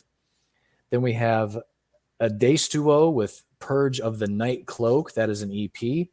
We have Aeternum with Heir of the Rising Sun. We have Alms with The Trial. Ancient North with The Gates. Then we have And Now the Owls Are Smiling with Epitaph. Andy Gillian with Arcade Metal. That would be kind of interesting. Then Anxious Wave with Live from the Poison Factory. Asylum with Tyrannicide. Blind Guardian with The God Machine. Interesting. New Blind Guardian. The Callous Dow Boys with Celebrity Therapist. I know. The Challenger Disaster Conspiracy with The Challenger Disaster Conspiracy. That is an EP. The Decayed with Corrupt Politicians will Never Set You Free. We have Defacing God with The Resurrection of Lilith. We have Dim Gray with Firmament. We have Ensanguinate with Eldritch Anatomy. Then we have Epica with let's see. Epica has 3 re-releases: Consigned to Oblivion, The Phantom Agony, and The Score. And then they have Live at Paradiso. That's a Blu-ray and CD combo. Then we have Excurse with Citra Aura. We have Fear Disease with Floodgates. Feather Mountain with To Exit and Maelstrom. Figure of Speechless with Tunnel at the End of the Light. We have Gallia with Obscura. Gone Cosmic with Send for a Warning, The Future's Calling. We have Hawkwind with We Are Looking In on You. Heads for the Dead with The Great Conjuration.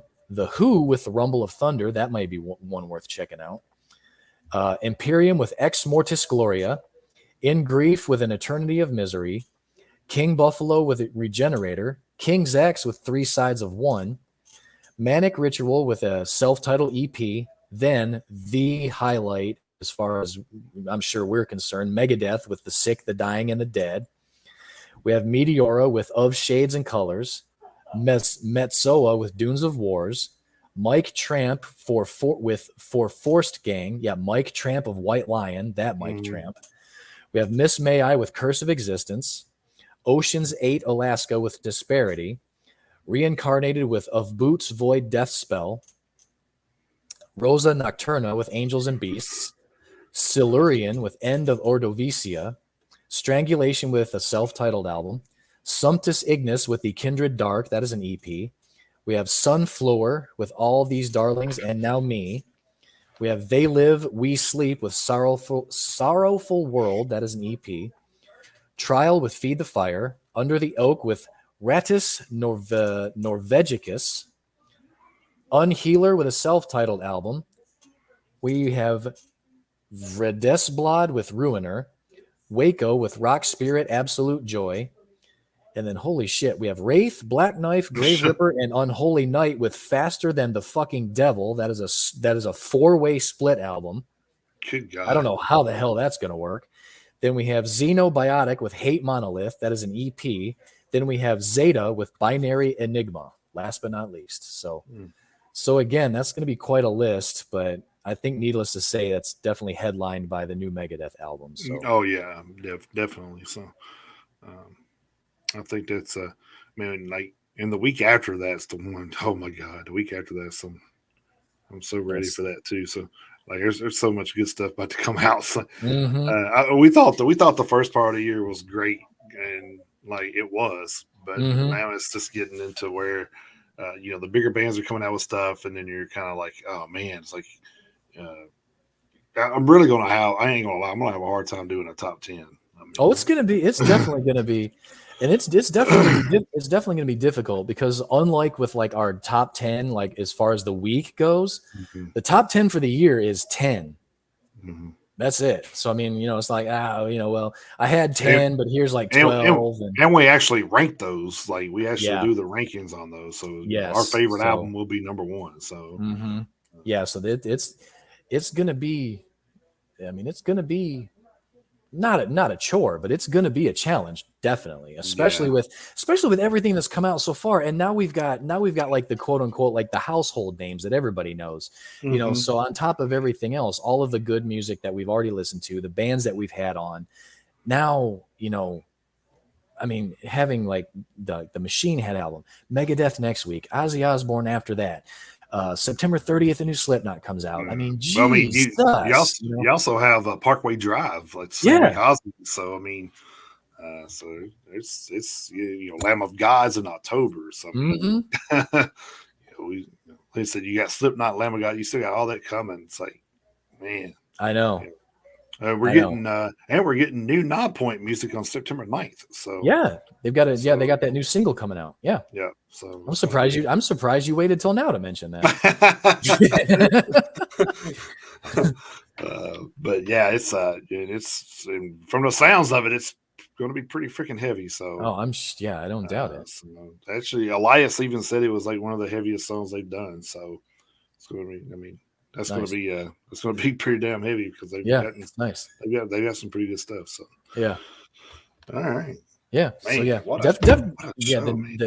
the next month for sure is going to be, there's going to be some big swings coming out.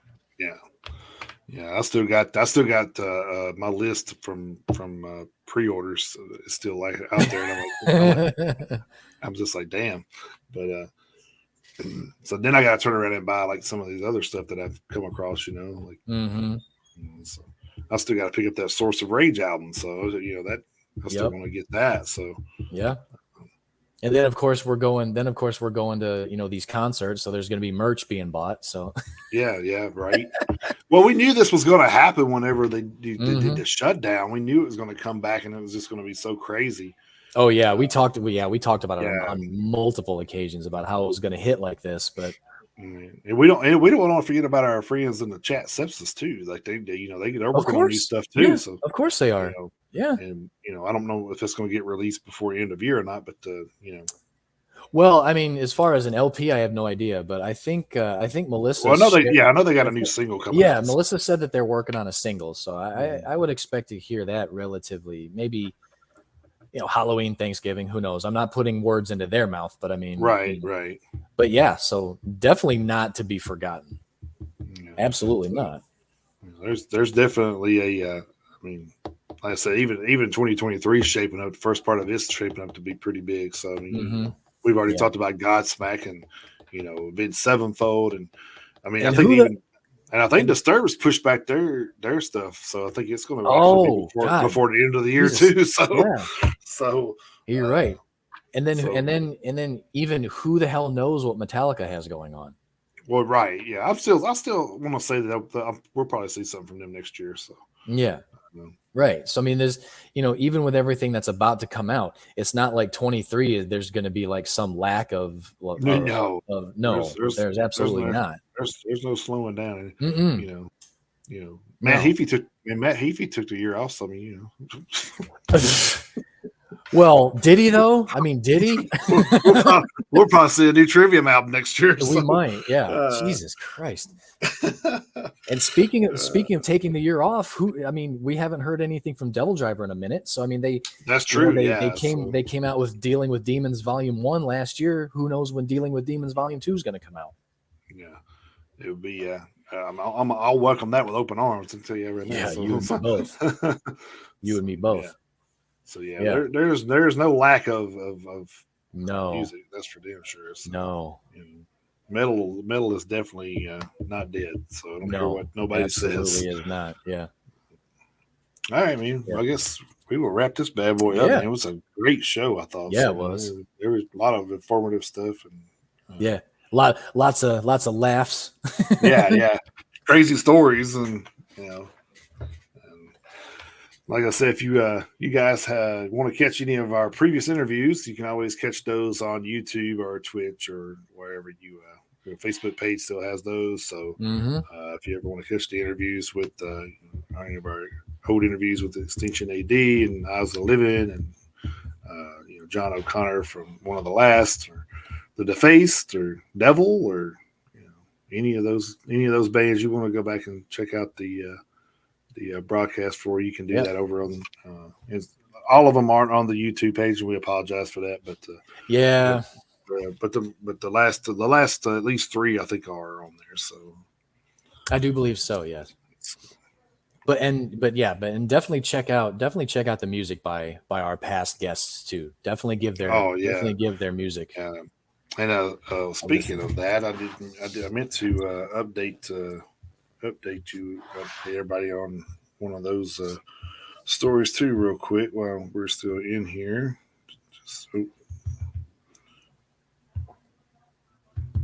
Come on.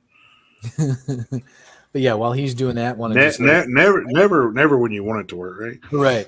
Yeah. So just while he's doing that, just want to let everybody know that you guys can check us out on VOPUSARadio.com, the VOP USA Radio app. We've got Metalheads Unite USA at gmail.com if you want to send us an email. We've got, like you said, we've got our own YouTube channel. I'm still embarrassed by the fact that I haven't done one single TikTok yet, but I was talking to my daughter the other night. I was like, I need you to help me do a TikTok. Yeah. I have no idea what the hell I'm doing. So So I promise that the first TikTok is coming soon, but we are Metalheads Unite USA over on TikTok with the very same thumbnail that's in the upper right hand corner of the screen, and you can also find us on Spotify. And I don't know what I'm gonna tell on myself. I don't know why it didn't dawn on me until just this past week, but we've been putting playlists on Spotify forever now, at least, like the top 10 ones and everything. I haven't told you guys out there that basically you have to look for my name. That's why I decided today to put my full name on the screen here. That way you guys can find the top 10 playlist, using, searching for my username. I still have the same thumbnail, but we don't have a Metalheads Unite Spotify as of right now. So the top 10 lists that we compile, they're actually under basically my own personal. They're under my own personal Spotify that, and Jason and I, we collaborate on them. So I put it together. I send him a link to collaborate on it, and then I kind of post it, under the Metalheads banner, but it's on my personal. You can search Metalheads Unite in the playlist section. You can and find it. So. Yeah, you can, but if you guys want to, if it's easier, you guys can look for my username, on there too. So I don't know why it took me so long to put that out there. It didn't even dawn on me until a few days ago. I was like, why the hell have I not told them that? So I didn't want to give anybody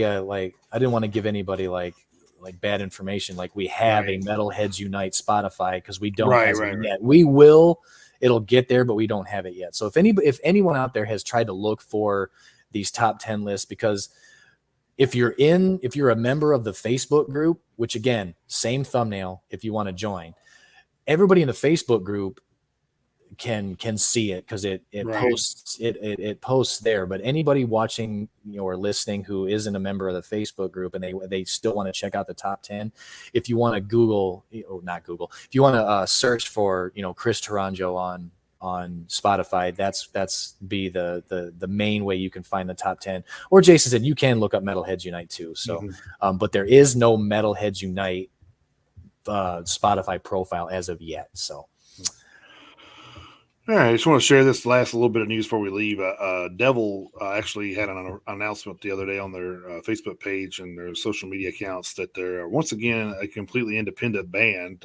Due to that, they've changed their distributor. So please make sure that when you look up for Hush on your streaming services, please check that you still have it saved, because with being the other distributor, they may have took it down. So Hush is now one complete album for everybody. You will also now have access to an 11th song, a Snake Skin, and an acoustic version of Trial by Fire in the Pitch, which the Pitch is such an amazing song. Oh, it is. Yeah.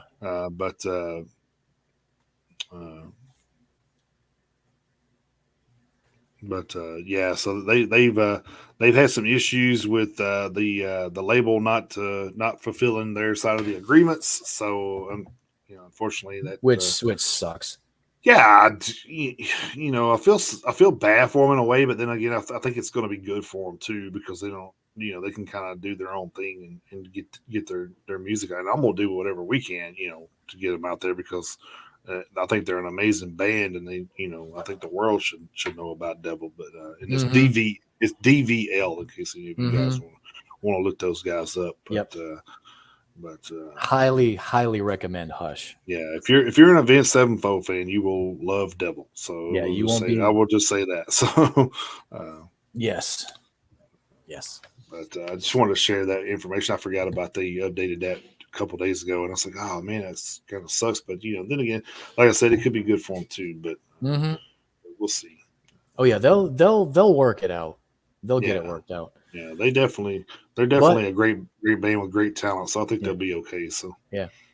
But to any record labels out there, there's another free agent. There's another free agent on the market. So there you go. Another great band that can go a long way too. So yep. I think Hush was such a great album too. Like it was still in, like I said, you got that album, Eyes of the Living, those bands all those albums. All those bands that we've interviewed. All of them. Yeah, and all the albums were great. So, absolutely. which I have most of them. So Extinction AD, I even got that that CD, Culture of Violence, which if you're a thrash fan and you missed that one, you definitely missed the fuck out. 'Cause, yeah, like I said, we talk a lot about albums of the year, and it's easy to talk about Machine Heads and Megadeth and stuff like that. But I mean, these albums I'm talking about are quality top 10 albums. I mean, absolutely. That's why I say it's going to be hard to put them in order. I mean, I'm probably going to have to spend that whole week re-listening to stuff just to be like, okay, where do I want to place this? Because it's just that good. I mean, shit, I wouldn't be surprised if it, by the time we get to December that it didn't take more than a week. yeah, we might have to take the January 1st week off just to prepare for the end of the year review. So maybe. We'll see. Yeah, we'll see. But yeah, it's definitely it's going to be a challenge. But I think it's gonna make for one hell of a top 10 at the end of the year. I really do. It's gonna be there's gonna be some quality on there, and potentially some quality that just doesn't make the cut, but doesn't mean that there's not. That definitely doesn't mean there's not quality. Right. The quantity of the quality is going to be insane. Yeah. All right. With that being said, I guess we'll close this bad boy up for the week. Appreciate all of you guys stopping in. Myrna and Kat and Sepsis and Dana all in the chats there. Appreciate everybody's for great to hear from everyone. Yeah. Absolutely. And Sepsis actually shared the show, so we appreciate that. We share a lot of their stuff as well on our pages. Yeah. So if you're not a member of the Facebook page or our social media on Metalheads Unite, then or Sepsis, then you're missing out on a lot of stuff. Kind of hoping we get to share a venue with Sepsis pretty soon. Yeah, that would be pretty cool. Get them down this way or something. Yeah, or at least get them a little north to where we can actually get there. Right. Yeah. They stay a little bit too far north for us right now. So yeah. Which, I mean, it would be cool to kind of get up in that area and just hang out for a couple of days. It would, yeah. Yeah, it would. Like I said, I got to quit going to festivals so I can save my vacation time for something. Right. Yeah.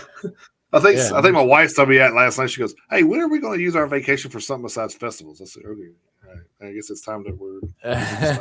Yeah, that was a hint. That was a hint. Yeah. That definitely was a hint. So I guess when Blue Ridge stops creating these awesome ass lineups, I guess that's when I'll start going. Yeah, blame it on Blue Ridge. Yeah, I'll blame it on Blue Ridge. Anyway, I appreciate you guys for stopping in, and we will be back here next week for some all new content and hopefully some good news from the platform, and maybe even news from a band or two that we've got. There are irons in the fire. We've reached out to. So, I mean, it's like, it's really hard. Like, I don't understand. I think that's another reason why we know that a lot of these other places pay these guys because they're there on a whim when they want to book them, but we're just out here trying to get their info out and us out there as well. So when you're doing that, the way we're doing it is kind of harder to get people to free up some time to be on, which is it's understandable, man. You're out promoting your shit too. Of course. Especially when we reach out to bands like 1 or 2 weeks after their new album drops. Of course, they're they're going to be inundated by emails and messages and stuff like that. So I mean, the fact that we're just still just kind of like a fledgling podcast, really. So I mean, we've only been doing it about 18 months. I mean, the fact that we have been able to reach, to actually interact with the bands that we've had. I mean, we still feel fortunate. We feel privileged, and all that good stuff. So yeah, but yeah, we've still got irons in the fire, man. We're working for sure. All right. I guess with all I said, we'll see you guys back here next week. And until then, keep those devil horns held high and jump in that pit anytime you can. We will see you guys next week. Yep. Thank you, guys. He is the Cornbread Metalhead. I am Chris Taranjo. We are Metalheads Unite. Have a great week.